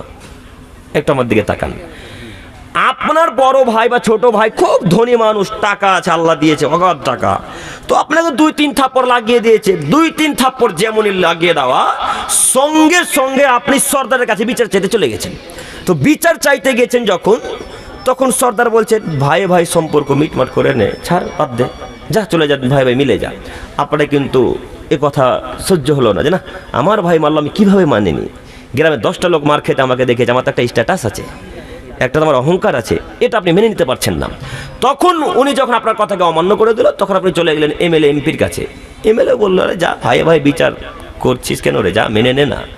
তো আপনি তো ধৈর্য নেই, আপনার ধৈর্যশীল তো আপনি নন। যখন এমপি আপনার কথাকে নাকচ করে দিল, তখন আল্লাহকে এসে বলছেন, আল্লাহ আমার ভাই আমাকে 2-3 থাপ্পড় মেরেছে, আমি তোমার উপর ধৈর্য ধারণ করলাম। এটা ধৈর্য হলো? আপনি বিচার করতে গেলেন, বিচার পেলেন না, এমপির কাছে বিচার চাইতে গেলেন, বিচার পেলেন না, যখন কেউ বিচার করে দিল না, তখন আল্লাহকে বলছেন, আল্লাহ তোমার উপর ধৈর্য ধারণ করলাম। এটা ধৈর্য হলো? এটা ধৈর্য নয়। যখন আপনার ভাই জমি দখল করে নিল, বা যখন আপনার ভাই আপনার গালে 2-3 থাপ্পড় মারলো, সঙ্গে সঙ্গে সুন্দর করে ওযু করেন, সুন্দর করে ওযু করে রবের দরবারে 2 রাকাত সালাত আদায় করে আল্লাহকে বলেন, আল্লাহ তোমার দরবারে বিচার ছেড়ে দিলাম, তোমার উপর ভরসা করলাম, তাওয়াক্কালতু আলাল্লাহ, তোমার উপর ভরসাকারী আমি, তুমি এর বিচার করিও। আল্লাহর উপরে এইভাবে যদি ভরসা করে থাকতেন, এর বিচার আল্লাহ একদিন একদিন করবেই করবে ইনশাআল্লাহ। সবার দরবারে ঘুরে ঘুরে যখন বিচার হলো না, তখন বলছেন, আল্লাহ তোমার উপর ধৈর্য ধারণ করলাম। এর নাম ধৈর্য নয়। অতএব ধৈর্য ফার্স্ট চান্সে করা লাগবে, তাহলে আল্লাহর পক্ষ থেকে সহযোগিতা আসবে ইনশাআল্লাহ। সম্মানিত মুরব্বী সাহেব, আপনাকে আমি এরপরেও বলি, ভাই জমি জায়গা নিবে কথাই চূড়ান্ত, কথাই ঠিক। কেন? আপনার ভাই শিক্ষিত মানুষ নয়, তাই বলে আপনি কেস করবেন এখন? হ্যাঁ, কেস করলে এই নেকিটা পরকালে আর মিলবে না। কথা আমি বুঝাতে পারি না। আচ্ছা, আপনাকে আমি আজকে গালি দিলাম, তো আপনি আমাকে গালি দিয়ে বসলেন, তো আপনি আর নেকিটা আমার কাছে পাবেন কিয়ামতের মাঠে কি? আর তো পাবেন না। যদি আমার গালিটা খেয়ে আপনি চুপ থেকে যেতেন, তাহলে পরকালে নেকিটা পেতেন। তো হিসাবটা ঠিক এইরকমই। অতএব যে কোনো মূল্যে ভাইয়ের প্রতি ওইভাবে থেকে আল্লাহর ধৈর্য ধারণ করে ভাইয়ের সাথে সম্পর্ক রাখতে হবে। এরপরেও এটা আল্লাহর বাণী, একথা মুহাম্মদ সাল্লাল্লাহু আলাইহি ওয়াসাল্লাম বলেন। অতএব যে কোনো মূল্যে আমি আমার এলাকার মানুষকে, এই গ্রামের মানুষকে অনুরোধ করে বলতে চাচ্ছি, যে কোনো মূল্যে আমরা পাড়া প্রতিবেশীর সাথে ভালো আচরণ করবই, এ কথা ঠিক, যেমন তেমন ভাই বোনের সাথেও ভালো আচরণ করবো ইনশাল্লাহ। সাথে সাথে আরো একটি কথা, যদি মাদ্রাসা বা মসজিদের কোন এমন জায়গা থাকে যে আপনার জোরপূর্বক দখল করে আছেন, বা যারা দান করেছে এখন দিতে চাইছে না, এদেরকে ফিরিয়ে দিতে হবে। বুঝতে পারেননি কথা? ভাই কথা বুঝতে পারেন না? মনে করেন যে কেউ দখল করে আছে মসজিদের জায়গা হিসেবে বা গোরস্থানের জায়গা হিসেবে, এরা এখন দিতে চাইছে না, এখন কি করা লাগবে? এখন ফিরিয়ে দিতে হবে যে কোনো মূল্যে। এই কথা মাথায় রাখবেন। সম্মানিত মুরব্বী সাহেব, এরপরের হাদিস, আবু হুরায়রা রাদিয়াল্লাহু তাআলা আনহু বলেন, রাসূল সাল্লাল্লাহু আলাইহি সাল্লাম বলেছেন, মান কানা ইউমিনু বিল্লাহি ওয়াল ইয়াউমিল আখির পৃথিবীর মানুষ, তোমরা যারা আল্লাহকে বিশ্বাস করো, তোমরা যারা পরকালকে বিশ্বাস করো, তোমাদেরকে বলছি তোমরা শোনো, ফালা ইউজিজারাহু, তোমরা তোমাদের প্রতিবেশীর সাথে ভালো আচরণ করবে। সম্মানিত মুরব্বী সাহেব বক্তব্য বাক্য মিলাবার চেষ্টা করেন, আমাদের বিষয় শুধু অধিকার হক, তাই বারবার প্রতিবেশীর হাদিস আসবে, আয়াত আসবে, এ কথা মিলাবার চেষ্টা করবেন। আল্লাহ নবী বললেন, তোমরা যারা আল্লাহকে মানো, তোমরা যারা কিয়ামতের মাঠকে বিশ্বাস করেছো, আখিরাতকে মেনে নিয়েছো, তোমাদেরকে বলছি তোমরা শোনো, ফালা ইউজিজারাহু, তোমরা তোমাদের প্রতিবেশীকে দুঃখ কষ্ট দিবে না। যদি দুঃখ কষ্ট দাও তো তোমরা আমাকে মানলে না, তোমরা পরকালকে বিশ্বাস করলে না। আর যারা আল্লাহ এবং পরকালকে মান্যতা দেয় না, তাদের ঠিকানা জান্নাত, জাহান্নাম। অতএব নীতি পরিবর্তন আপনাকে করতে হবে, কথাই ঠিক। পরের অংশ আল্লাহ তাআলা বললেন, মধ্যেকার একটা হাদিস বাক্য বাদ দিলাম, শেষ বাক্যে ফিরে গেলাম। তিনি বললেন, ওমান কানা ইউমিনু বিল্লাহি ওয়াল ইয়াউমিল আখির ফালিয়াকুল খাইরান আও লিয়াসমুত। পৃথিবীর মানুষ, তোমরা যদি আল্লাহকে মানো, তোমরা যদি কিয়ামতের মাঠকে বিশ্বাস করো, তাহলে ভালো কথা বলো, নতুবা চুপ থাকো। কিয়ামতের মাঠে বাঁচার পথ আছে। বুখারী মুসলিমের হাদিস, দুইটি বাক্য, এই দুইটি বাক্যের একটি বাক্য এখন কথা বলতে চাচ্ছি। এক, তিনি বললেন পৃথিবীর মানুষ পাড়া প্রতিবেশীর সাথে ভালো আচরণ করো। দুই, তোমরা যারা আমাকে বিশ্বাস করো, তোমরা ভালো কথা বলো। যদি ভালো কথা বলতে না পারো তাহলে চুপ থাকো। এখন আপনাকে বলি, আপনাদের এইখানেই যখন ওই মুখটা দিয়ে মেয়ালার ওই পাশ দিয়ে যখন প্রবেশ করলাম, সাঁকুটা হয়ে মুখেই দেখবেন একটা দোকান আছে মুদিখানার, নাই? কথা বলে না তো, কথা বলতে ভয় লাগে নাকি? ওই মুখটাতে মুদিখানার দোকান আছে। তো আমাদের তো ভিড়, মেলার ভিড় দেখলেন কত, গাড়িটা আসছিল না তাই দাঁড়ালাম ওখানে। তো মেলার ওই ভিড়ে দেখলাম ওই ছেলেগুলা দোকানে একটা ওই কি ওটাকে বলে গো, গ্যাস লাইট রাখা আছে। কেউ সিগারেট টানছে, কেউ বিড়ি টানছে, কেউ গুটকা দিচ্ছে মুখে, যে যার কাজকর্ম সে তার করছে। তো মনে করেন ওই মুদিখানার দোকানে একটা বৃদ্ধ লোক, খুব শিক্ষিত মানুষ, তাকে বাধা দিতে গিয়েছে, এই বেটা, সিগারেট পান করতে হয় না, এগুলো হারাম জিনিস, ছেড়ে দাও, ছাড়ো, এগুলো কেন পান করছো?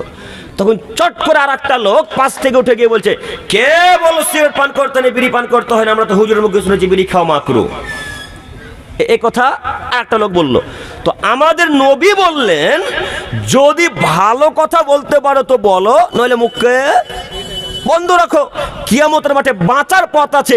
ও মুরব্বী সাহেব, ওই জায়গাতে আপনি মাকরু বললেন কেন? কে বললো মাকরু? কেন বললেন? আপনি হক কথা বলতে পারেন না, তার অর্থ কি আপনি চুপ থাকবেন না? আপনি কথা বলে যাবেন, জি না, এটা শরীয়ত নয়। আপনাকে ওখানে বলা উচিত ছিল, হ্যাঁ রে, এ দাদু তো ঠিকই বললো রে, বিড়ি খাওয়া হারাম, বিড়ি খেতে হয় না।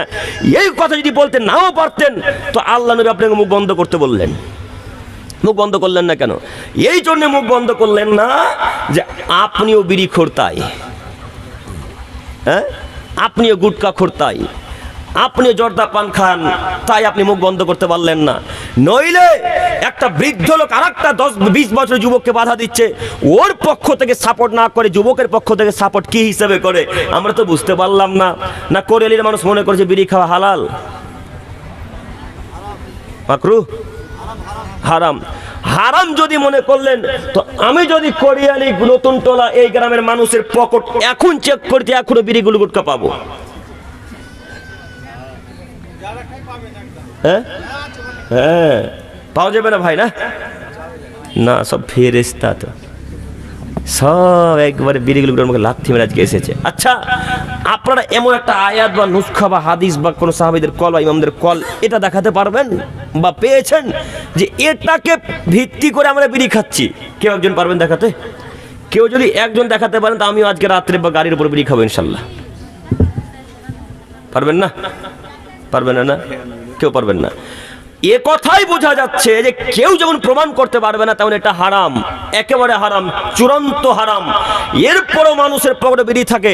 তো আপনি বিড়ি পান করছেন কেন? আপনি কি মুসলিম নন? আপনি কি ইহুদি? আপনি কেন নেশাদার দ্রব্য পান করেন? আপনি কি মুসলিম নন? আপনি কি ইহুদি? আপনি কি খ্রিস্টান? খ্রিস্টানরা নেশাদার দ্রব্য খায়, পান করে। এই গ্রামের হাজারো মানুষ নেশাদার দ্রব্য পান করে, এই গ্রামের হাজারো মানুষ মদ পান করে।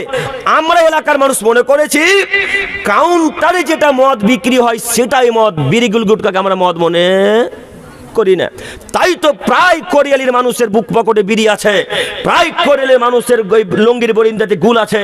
তাই তো প্রায় মানুষ রাস্তাতে আজকেও মদ পান করে, দারু পান করে, রাস্তাতে জেডি পান করে। এরা সব মুসলমানের বাচ্চা। আবার এরাই সকালবেলায় চায়ের দোকানে গিয়ে বলবে যে ফিলিস্তিনকে বাঁচাতে হবে। এরাই বলবে, এরাই চায়ের দোকানে বা কোনো এক জায়গায় 10টা 5টা 10টা 15টা যুবক বসে আছে, এক জায়গায় বসে বলবে, রে গাজার মানুষকে মেরে দিল রে, গাজার মানুষের পক্ষে একটু লড়তে হবে। এবারটা বিড়ি খেয়ে জিহাদ করবে, হ্যাঁ, ও গুল খেয়ে জিহাদ করবে। এর নীতি যে কত খারাপ। এই বিড়ি খোরের জিহাদ কিসের আওয়া? যার নামাজ নেই তার জিহাদ আছে? জি, যার নামাজ নেই তার কোনো ইবাদত আছে? যার সালাত নেই তার কোনো ইবাদত নেই। আপনি তো হারাম করে আপনার তো ইবাদত আল্লাহ কবুল করবেন, আপনি কেন জিহাদের কথা চিন্তা ভাবনা করলেন? আপনাকে আমি অনুরোধ করে বলে যাচ্ছি, আজকে নীতি পরিবর্তন করেন। যদি নীতি পরিবর্তন করতে না পারেন তো মুখকে বন্ধ রাখেন, কিয়ামতের মাঠে বাঁচার পথ আছে ইনশাআল্লাহ, কিয়ামতের মাঠে বেঁচে যাবেন। আর যদি মুখ খোলেন তো ভালো কথা বলতে হবে। আজকে থেকে মুখ খুলে ভালো কথা বলতে পারবেন ইনশাআল্লাহ? পারবো ইনশাল্লাহ। যে কোনো মূল্যে ভালো কথা বলার চেষ্টা করতে হবে, নইলে এহকালে নষ্ট, পরকালে নষ্ট। এহকালে নষ্ট কি? এহকালে যদি হারাম খাদ্য খান, যতবার আল্লাহকে ডাকবেন আল্লাহ আপনার ডাকে সাড়া দিবে না, আর পরকালে আল্লাহ আপনাকে জাহান্নামে দিবে। কিভাবে? আবু বকর সিদ্দিক রাদিয়াল্লাহু তাআলা আনহু বলেন, রাসূল সাল্লাল্লাহু আলাইহি সাল্লাম বলেছেন, লা ইয়াদখুলু জান্নাতা জাসাদুন গুযিয়া বিল হারাম। ওই দেহ জান্নাতে যাবে না যেই দেহ হারাম দ্বারা প্রতিপালিত হয়েছে, যেই দেহ হারাম খাদ্য খেয়ে তৈরি হয়েছে, যেই দেহ হারামের টাকা দিয়ে মোটা হয়েছে, বড় হয়েছে, ওই দেহ জান্নাতে যাবে না। তো এখন কোনটা দেহ হারাম ছাড়া তৈরি? এখন তো কোরিয়ালির বাজারেও বন্ধন চলে, হরিশ্চন্দ্রপুরেও চলে, ভালুকতেও চলে, গোটা ভারতবর্ষ, মুর্শিদাবাদ, জঙ্গিপুর সব জায়গাতেই চলে। তো কে এখন হারাম থেকে বেঁচে আছে? কোরিয়ালিতে বন্ধন চলে না মনে হয়? চলে লাইন দিয়ে। তো এখন কে তাহলে হারাম থেকে বেঁচে থাকলো? কথা কি বুঝে আসছে না? আপনারা মনে করেছেন বন্ধন জায়েজ? বন্ধন সুদ নয় না ভাই, বন্ধনটা সুদ। আমরা তো ভেবেছিলাম বন্ধন সুদ নয়। আপনার নাম কি? হ্যাঁ, নাজিবুল। একটু আমার দিকে দেখেন তো সবাই, আমার দিকে দেখেন। এই ভাইয়ের নাম নাজিবুল, এই ভাইয়ের আর একটা নাম হচ্ছে আব্দুল খালেক। একটা নাম কি? আব্দুল খালেক। তো যেটাই নাজিবুল সেটাই কে? হ্যাঁ, আব্দুল খালেক। তো যেটাই সুদ ওটাই বন্ধন, যেটাই সুদ ওটাই লোন, যেটাই সুদ ওটাই স্বর্ণ জয়ন্তী। না কি বলেন আপনাদের এলাকাতে মাসে মাসে মহিলারা টাকা দিতে যায়? স্বর্ণ জয়ন্তী তো। যেটাই সুদ সেটাই স্বর্ণ জয়ন্তী। একটাই জিনিস নাম পরিবর্তন করেছে ইহুদি খ্রিস্টানের বাচ্চারা। আল্লাহর নবী নাম দিলেন সুদ, ইহুদি খ্রিস্টান ও বেধর্মীরা নাম দিল বন্ধন। আল্লাহ নবী নাম দিলেন সুদ, ইহুদি খ্রিস্টান ও অশিক্ষিত বাচ্চারা নাম দিল লোন। আল্লাহ নবী নাম দিলেন সুদ, আর এরা বলল ওই স্বর্ণ জয়ন্তী। আল্লাহ নবী নাম দিলেন জেনা, আর ইহুদি খ্রিস্টানেরা নাম দিল ভালোবাসা দিবস। সব রাসূলের কথাকে বিপরীত করে দিয়ে এরা সব পরিবর্তন করেছে। একটু সামনে আসছে 25শে ডিসেম্বর, নাকি? আজকে 20 ডিসেম্বর, আপনাদের সাথে আর দেখা হবে না বলে আমি কথা বলে চলে যাচ্ছি। 22 তারিখ বাংলাদেশ ঢুকে যাব। একটু আপনাদেরকে বলি, এই যে 25শে ডিসেম্বর, এই যুবকেরা, এই তোমরা কে কে চিন্তা ভাবনা করেছো বলো তো যে গার্লফ্রেন্ডকে কেক দিবা? তোমরা দিবা না? তোমার গার্লফ্রেন্ড ভালোবাসবে না যে ঘর, আর তোমার সাথে কথা বলবে না কেক না দিলে। 25শে ডিসেম্বর কি দিন? Christmas day. বড় দিন না? আসলে বড় দিন ওটা খ্রিস্টানদের নীতি। তো এই ছেলেগুলো খ্রিস্টানদের নীতিকে ভালোবাসে, এরা মোহাম্মদের নীতিকে ভালোবাসে না। এই ছেলেগুলা 25শে ডিসেম্বরের দিনে কত চিন্তা ভাবনা আগে থেকে, যে এরা কি সই পার্কে যাবে, না হাজারদুয়ারি যাবে, না এরা মেসেঞ্জার যাবে, না আর ইত্যাদি ইত্যাদি রায়গঞ্জের কোনো পার্কে যাবে, এগুলো কত চিন্তা ভাবনা আগে থেকে ডিসাইড করেছে। এরা তো রাসূলকে বিশ্বাস করে না, এরা তো আল্লাহ নবীর কথাকে মান্যতা দেয় না। এই যুবককে বলছি, যুবক শোনো, খ্রিস্টমাস ডে হচ্ছে খ্রিস্টানদের দিন। 25শে ডিসেম্বর খ্রিস্টানদের দিন, 31 খ্রিস্টানদের দিন, 1 জানুয়ারি খ্রিস্টানদের দিন, ইহুদিদের দিন। এগুলো মুসলমানদের দিন নয়। তুমি যুবক যদি 25শে ডিসেম্বর পালন করো তাহলে তুমি একজন মুনাফিক মুসলমান। তুমি যদি 31 মান্যতা দাও তাহলে তুমি একজন মুনাফিক মুসলিম। তুমি যদি 1 জানুয়ারি, 2 জানুয়ারি, 3 জানুয়ারি, 4 জানুয়ারিকে মান্যতা দাও, পালন করো, তুমি একজন কাপুরুষ যুবক। তোমাকে আল্লাহ নবী বললেন, পৃথিবীর মানুষ তোমরা মনে রেখো, মান তাসাব্বা বিকওমিন ফাহুয়া মিনহুম। আদমের ছেলেমেয়ে তোমাদের মধ্যে যদি কোনো মানুষ কোনো ইহুদি খ্রিস্টানদের নীতিকে অনুসরণ করে, তোমাদের মধ্যে যদি কোনো জাতি কোনো খ্রিস্টানের নীতিকে মেনে নাই, কোনো বৌদ্ধদের নীতিকে মেনে নাই, তারা যেখানে যাবে এই আমার উম্মতের লোক সেখানে যাবে। সম্মানিত দিনী ভাই ও বোন, একটু আপনারা আমার দিকে চেয়ে থাকেন। আপনারা সকলেই বলেন তো দেখি এক বাক্যে, খ্রিস্টমাস ডে যারা পালন করে তারা কারা? খ্রিস্টান, ইহুদি নয়, শুধু খ্রিস্টান। ইহুদিরা এটাকে সম্মান করে না, খ্রিস্টানরা মান্যতা দেয়। এবার আপনারা সকলেই বলেন, শিক্ষিত মানুষ, খ্রিস্টানরা জান্নাত যাবে না জাহান্নামে যাবে? জাহান্নামে যাবে। এখন এই 31 নাইট আর এই 25শে ডিসেম্বর আর 1 জানুয়ারি, 2 জানুয়ারি যারা মান্যতা দেবে তারা এখন কোথায় যাবে? জাহান্নামে। উত্তর দিয়ে ফেঁসে গেলেন নাকি? ভুল হয়ে গেল উত্তর দেওয়া। রাসূল সাল্লাল্লাহু আলাইহি ওয়াসাল্লামের বাণী একটা বাক্য নিজের পক্ষ থেকে বলিনি, ইনশাআল্লাহ বলবো না। আপনাকে প্রথম বাক্যে বলেছিলাম, প্রত্যেকটা কথা আমার সাথে মিলিয়ে নেবেন। যদি না মিলে আমাকে সঙ্গে সঙ্গে ঠেকে দিয়ে বলেন, আব্দুল করিম ভাই এই কথা বললেন, কোথায় আছে হাদিসের, কোরআনের কোন জায়গায় আছে দেখিয়ে যান। আমি আপনাকে 24 ঘন্টা দেখার জন্য প্রস্তুতি গ্রহণ করে আছি। আপনি বিশ্বাস করুন। আপনাকে আমি অনুরোধ জানাচ্ছি, আজকের পর থেকে এই নীতি খ্রিস্টানদেরকে মান্যতা দেবো ইনশাআল্লাহ। পারবেন ইনশাআল্লাহ? ইনশাআল্লাহ। যুবক, তুমি কথা মাথায় রেখো। তোমাকে অনুরোধ করে যাচ্ছি, তুমি মহিলাদের কথা বিশ্বাস করো না। মহিলারা হচ্ছে শয়তানের জাল, মহিলারা হচ্ছে শয়তানের জাল। শয়তান আজাজিল বলে, এই পৃথিবীর মানুষ, আমাকে কেউ যদি চক্রান্ত করে হারাতে পারে তার নাম মহিলা মানুষ। তার নাম কি? মহিলা মানুষ। শয়তানের চক্রান্ত চাইতে অতীব কঠিন চক্রান্ত নারীদের। শয়তান নারীদের কাছে হার মানে। আপনি বুঝতে পারেন শয়তান কত কঠিন চক্রান্ত করে? এর চাইতে লক্ষ কোটি গুণ বেশি চক্রান্ত করে কারা? নারীরা। এই নারী আপনাকে বলেছে 25শে ডিসেম্বর যদি তুমি কেক নাও দাও তাহলে আমি আত্মহত্যা করব। তুমি যদি আমাকে ছেড়ে দাও তাহলে আমি আত্মহত্যা করব। তখন এই ছেলেগুলো নিরুপায়। গতকালকে রাজমিস্ত্রি ভাইরা অনেক ফোন করে আলহামদুলিল্লাহ। আর একথা চূড়ান্ত যে রাজমিস্ত্রি ভাইদের ইমানও আছে অনেক আলহামদুলিল্লাহ। এরা কাজও করবে, নামাজও পড়ে আলহামদুলিল্লাহ, তাই না শেখ? অনেক দিনই ভাইরা এখন পরিবর্তন হয়েছে আলহামদুলিল্লাহ। আগে তো পড়তো না, তেমন বুঝতে পারতাম না, এখন বুঝতে পারছি। তো এই কথা আপনাকে বলি, আপনি যে মহিলাটার জন্য বলছেন যে তুমি ছাড়া বাঁচবো না, তুমি না হলে আত্মহত্যা করব, তুমি যদি আমাকে বিবাহ না করে গলায় দড়ি দেবো, এই যুবক, এই তুমি মরে দেখো তোমার গার্লফ্রেন্ড আর একটা কালকে বয়ফ্রেন্ড খুঁজবে। তুমি চিনো যুবক নারী কি জিনিস? তুমি দেখেন কি বলছে, দুটো আছে উনি বলছেন আবার, মানে তুমি তার দ্বিতীয় বয়ফ্রেন্ড। হ্যাঁ তাই তো ভাই, তুমি তার দ্বিতীয় বয়ফ্রেন্ড। তো তুমি যার জন্য বলছো তুমি না হলে আত্মহত্যা করবো, তোমার মাথায় গোবর আছে? তুমি মনে দেখো কালকে আর একটা বয়ফ্রেন্ড খুঁজবে, তার নাম নারী। তুমি জানো না নারী কি জিনিস? তুমি জানো না এইসব যুবকের ঘটনা? তুমি এত পিছিয়ে কেন? তোমার বিদ্যা বুদ্ধি কি কাজ করে না? তোমরা বলো তো দেখি যুবক ভাইরা যারা তোমরা আমার বয়সের, তোমরা সবাই বলো তো দেখি, জুলাইখা ইউসুফকে ভালোবাসতো না ইউসুফ জুলাইখাকে ভালোবাসতো? জুলাইখা ভালোবাসতো। তো ইউসুফকে একের পর এক দরজার ভিতরে, বিশাল দরজা, রাজাদের বাড়ি কত বড় হবে ভাবনা চিন্তা করেন একবার, বিশাল দরজা। তো এই জুলাইখার যারা কর্মচারী, যারা তার দাস দাসী, তারা তাকে ভিতরে নিয়ে যাচ্ছেন আর একের পর এক দরজা লাগিয়ে দিচ্ছেন, খিল লাগিয়ে দিচ্ছেন। জুলাইখা আছে একবারে শেষ দরজায়, ওই প্রথম দিকে। ওই দরজা যখন চলে গেল, জুলাইখা তার দাসী চলে, যাও তোমরা এখন চলে যাও, ইউসুফের সাথে আমার এখন কথা আছে।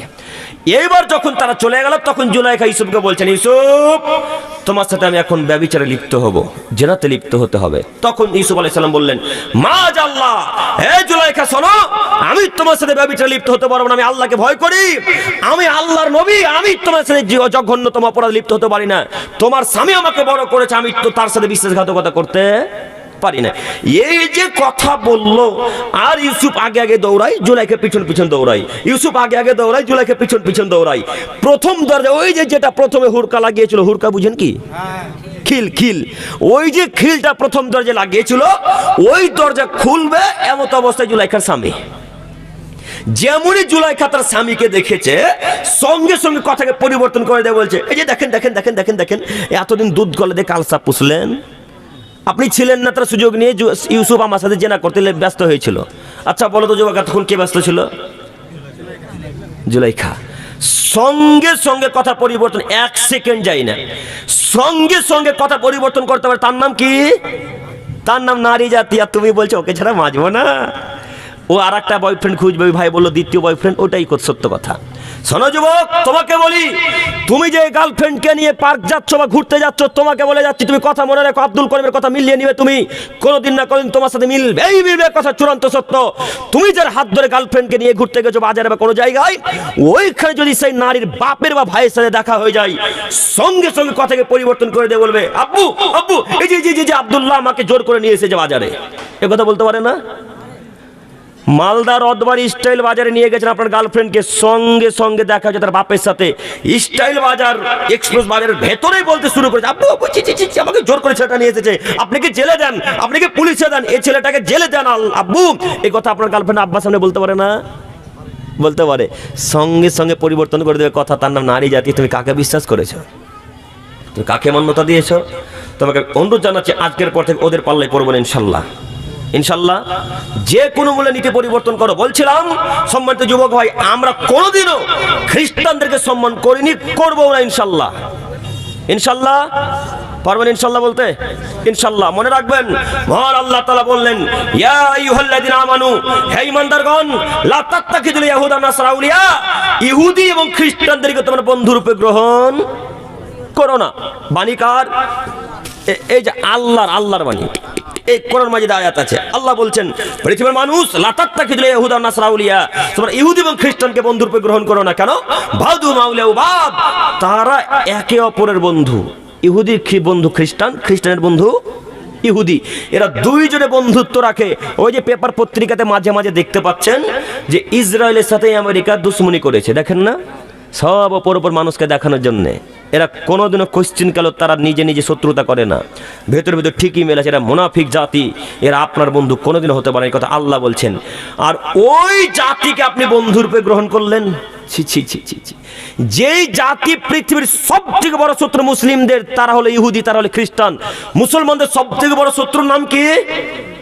ইহুদি এবং খ্রিস্টান। সেই বড় শত্রুকে আপনি বন্ধুরূপে গ্রহণ করলেন।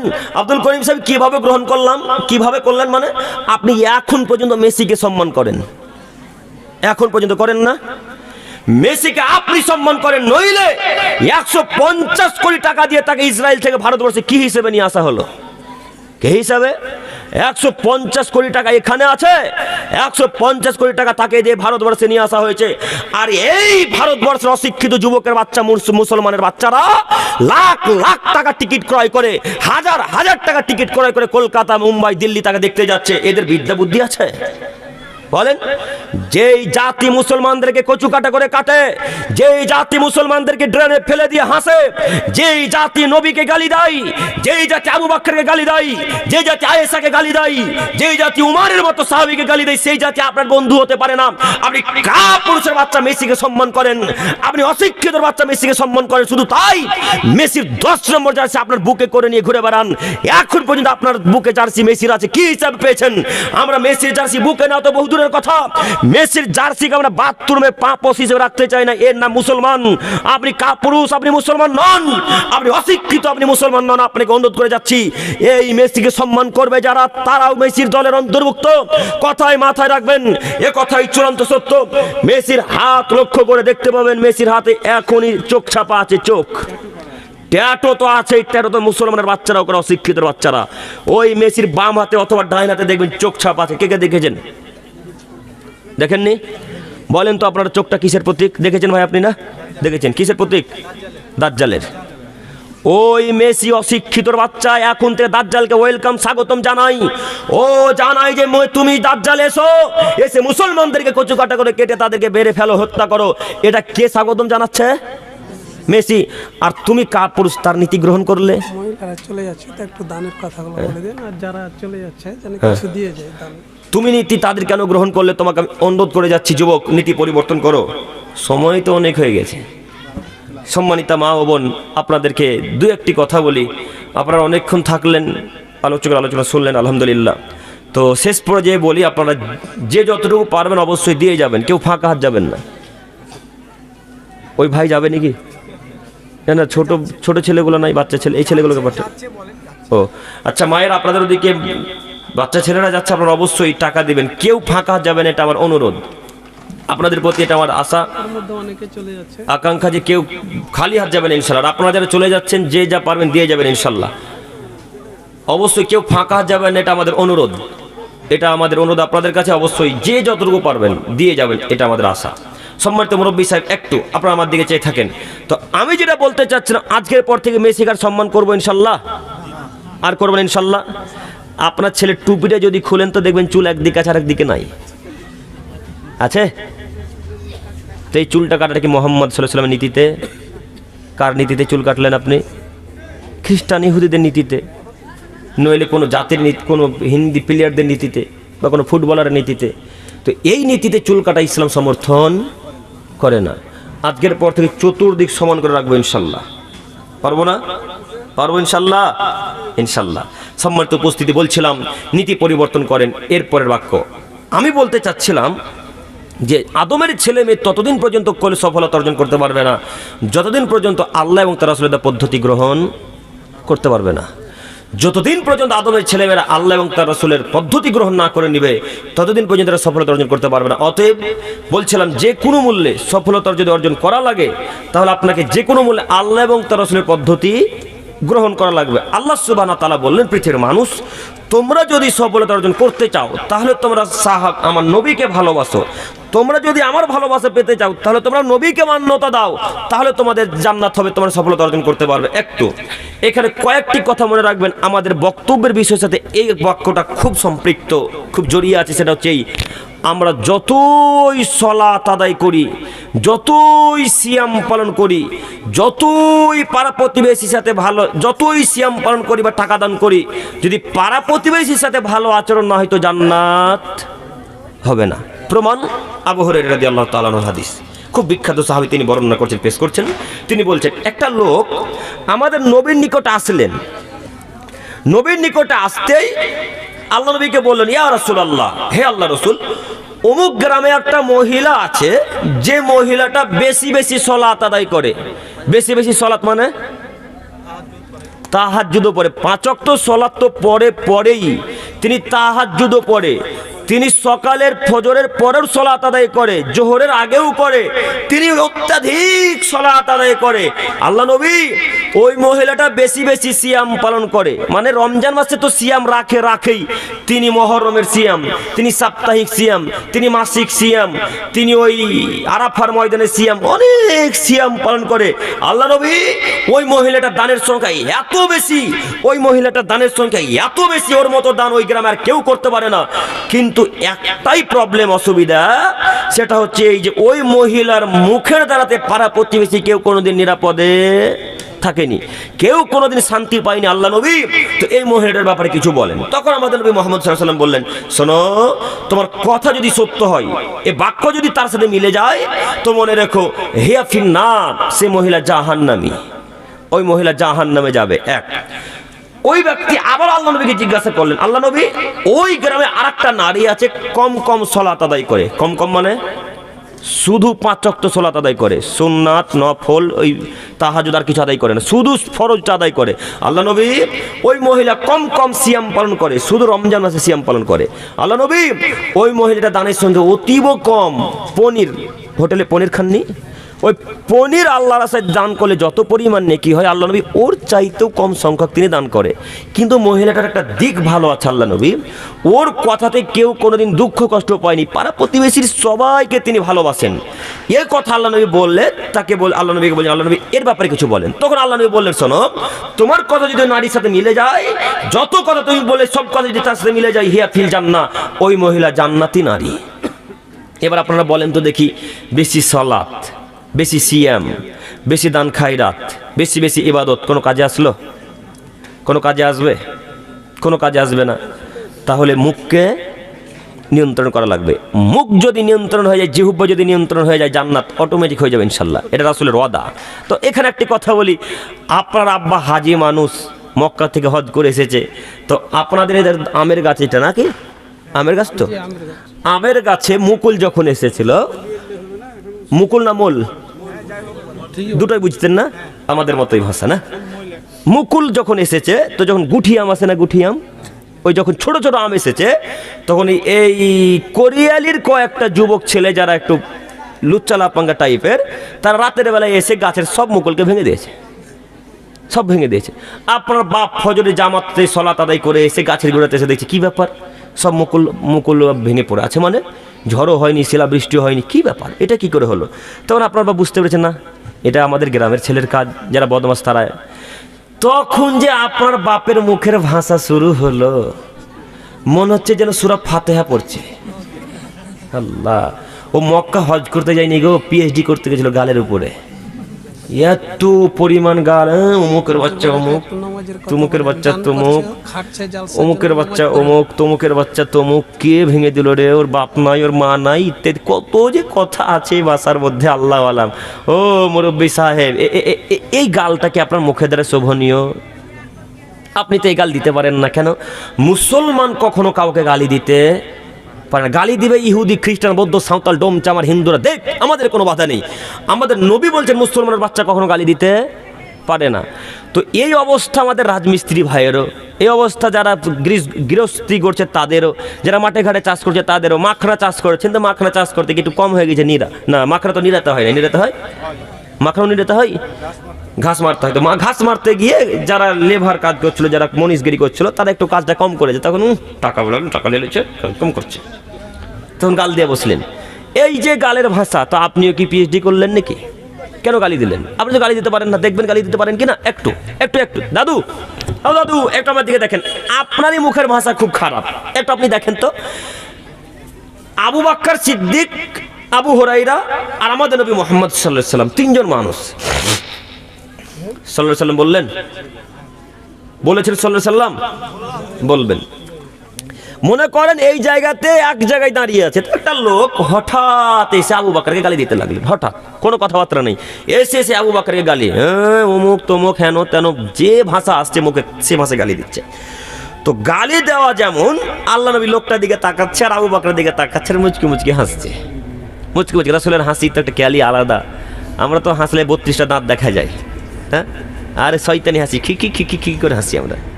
তো রাসূল সাল্লাল্লাহু আলাইহি ওয়াসাল্লাম হাসলেন, তো মুচকি হেসে এদিকে মুখকে নিচে করলেন। তো লোকটা যখন গালের মাত্রা বাড়িয়ে দিল, আবু বকর কিন্তু সহ্য করতে পারলেন না। আবু বকর তো মানুষ, তো আবু বকর সিদ্দিক রাদিয়াল্লাহু তাআলা আনহু গালের কথা সহ্য করতে না পেরে তখন তিনি একটা কোনো ভাষাতে গালি দিলেন। তারা সাহাবী মানুষ, তারা নোংরা ভাষায় গালি দিবে না। হয়তো তিনি কিছু বলে যে চুপ কর, তুমি অমুকের বাচ্চা, এরকম কিছু বললেন, এ কথা কিন্তু হাদিসে উল্লেখ নেই। শুধু এ কথা আবু হুরায়রা বলছেন যে তিনিও গালি দিলেন, তার মানে খারাপ কথা একটা বলেছেন। তো যেমনই খারাপ কথা বলা, আল্লাহ নবী আবু বকরের কাছ থেকে দূরে চলে গেলেন, দূরে চলে গেছেন। আবু বকরের মাথা তার কাজ করে না, কি ব্যাপার? এতক্ষণ আল্লাহ নবী চুপ ছিলেন, ওই লোকটা গালি দিয়েছিল, মুচকি মুচকি হাসছিল, আমি কিছু বলা মাত্র আল্লাহ নবী চলে গেলেন। মানে যেমনই আল্লাহ নবী চলে গেছেন, সঙ্গে সঙ্গে আল্লাহ নবীর কাছে আবু বকর চলে গেছেন, গিয়ে আল্লাহ নবীকে বলছেন, আল্লাহ নবী ব্যাপারটা কি? বুঝতে পারলাম না, একটু বুঝে বলেন না, কি হলো, আপনি চলে এলেন কেন? তখন আমাদের নবী মুহাম্মদ সাল্লাল্লাহু আলাইহি ওয়াসাল্লাম আবু বকরকে বলছেন, আবু বকর, তোমাকে যখন ওই ইহুদি লোকটা গালি দিচ্ছিল, তখন তোমার পক্ষ থেকে একজন ফেরেশতা উত্তর করছিল। কে আবু বকরের দিক থেকে উত্তর দিচ্ছিল? ফেরেশতা। সুবহানাল্লাহ। আবু বকর, তুমি যেমনই গালি দিয়েছো, মুখ দিয়ে নোংরা কথা যেমনই বের করেছো, সঙ্গে সঙ্গে ফেরেশতারা তোমার কাছে চলে গেল। ওই জায়গাতে শয়তান উপস্থিত হয়ে গেছে আবু বকর, আর যেখানে শয়তান থাকে সেখানে আমি মুহাম্মদ সাল্লাল্লাহু আলাইহি ওয়াসাল্লাম থাকি না। তাই আবু বকর তোমার কাছ থেকে চলে এসেছি। এই যে আল্লাহ নবী আবু বকরকে নিষেধ করলেন, ওই যে বন্ধ করলেন মুখের ভাষা বন্ধ করা, ওই চললো। আর কোনোদিন তিনি কোশ্চিন কালো কাউকে নোংরা ভাষায় কথা বলেননি। এবার আপনাকে বলি যে যখন কেউ আপনাকে গালি দেয়, আপনার পক্ষ থেকে কে উত্তর করে? ফেরেশতা। এইবার আপনাকে যখন গালি দিল, আপনি যখন তাকে গালি দিলেন, তখন দুইজনের পাপটা সমান সমান হয়ে গেল না? আর তো কিয়ামতের মাঠে নেকি পাবেন না। এই যে আমাদেরকে যারা ফেসবুক ইউটিউবে গালি দিচ্ছে বা ডাইরেক্ট ফোন করে গালি দিচ্ছে, বেদাতির যে আজকে 3 দিন থেকে কত ফোন আসছে, আল্লাহু আলাম, আল্লাহ ভালো জানে। আর এই যে ইউটিউবার গুলো, এই ভাইটার নাম কি গো, চ্যানেল একটা আছে, হ্যাঁ কি না না, মঞ্জুর দিয়ে টিভিটা আছে, যাই এরকম একটা চ্যানেল আছে, মঞ্জুর আব্দুল জালিল তো বড় চ্যানেল, একটা চ্যানেল আছে খুব কম সংখ্যক। তো এইখানেও একটা কথা বলেছিলেন উত্তর দিনাজপুরে, যে হিন্দুদের মাঝে আর বেদাতীদের মাঝে কোনো পার্থক্য নেই। হিন্দুদের মাঝে আর ওই মাজার পূজারীদের মাঝে কোনো পার্থক্য নেই। কিভাবে? হিন্দু ভাইয়েরা দুর্গা মায়ের মাথাতে কাপড় দেয়, আর এই বেটা মাজার পূজারীরা কবরের উপরে চাদর দেয়। কোনো পার্থক্য আছে? হিন্দু ভাইরা দুর্গা মায়ের সামনে ওই আগরবাতি নিয়ে ধূপকাঠি নিয়ে কি যেন বলে, আর এই বেটারা মাজারের সামনে পীরের সামনে সকালবেলা ধূপকাঠি জ্বালিয়ে কি যেন বলে। কোনো পার্থক্য পাচ্ছেন? হিন্দু ভাইরা পাঁঠা বলি দেয়, ছাগল বলি দেয় কালী মায়ের সামনে, দুর্গা মায়ের সামনে, আর এই বেটারা মুরগি বলি দেয়, ছাগল কাটে পীরের সামনে। কোনো পার্থক্য আছে? হিন্দু ভাইয়েরা দুর্গার সামনে আপেল কলা বেদানা রাখে, আর এরা পীরের সামনে রাখে। কি পার্থক্য আছে বলেন? এই কথাটুকু বলাতে ওই ছেলেটা ভিডিওটা ছেড়েছে, বিশাল ভাইরাল হয়ে গিয়ে হাজার হাজার হানা বেদাতি মানুষেরা কল করে, আর কল ধরে গেল, আই বেটা তোকে কেটে ফেলে দেবো, 24 পরগনা আয় না, ফুরফুর আয় না, তোকে মেরে ফেলবো। কত গালের মাত্রা! একটু এই ভাষাটা, যে কথাটা আমি এই কথাটা বললাম, তার 2 দিন আগে বাংলাদেশের রফিকুল ইসলাম সাঈদ ভাইয়ের উপর অত্যাচার হয়েছে। দেখেছেন আপনারা? দেখেছেন না? রাজশাহীর বাঘাতে বক্তব্য দিচ্ছিলেন বেদাত এবং শিরকের বিরুদ্ধে। আমরা যে ব্যাপারে কথা বলি, যে হিসাবে জোর গলায়, তিনিও বলেন আলহামদুলিল্লাহ, আল্লাহ তাকে কবুল করুক, সকলে বলি আমিন। তার সেখানে বিষয় ছিল শিরক এবং বেদাত, যত সম্ভব শিরকের ব্যাপারে কথা বলতেই কোন দিক থেকে যে বেদাতিরা আসলো, এসে চেয়ারের বাড়ি যে যাকে পারছে আঘাত করছে, লাঠি দিয়ে আঘাত করছে, আর ওই রফিকুল ইসলামের সাঈদ ভাইয়ের মাথাতে ইট দিয়ে পাথর দিয়ে আঘাত করেছে। দেখেছেন আপনারা? পাথর দিয়ে আঘাত করে ভাইকে অসুস্থ করেছেন, তাকে মেরেছেন, তার অত্যাচার করা হয়েছে।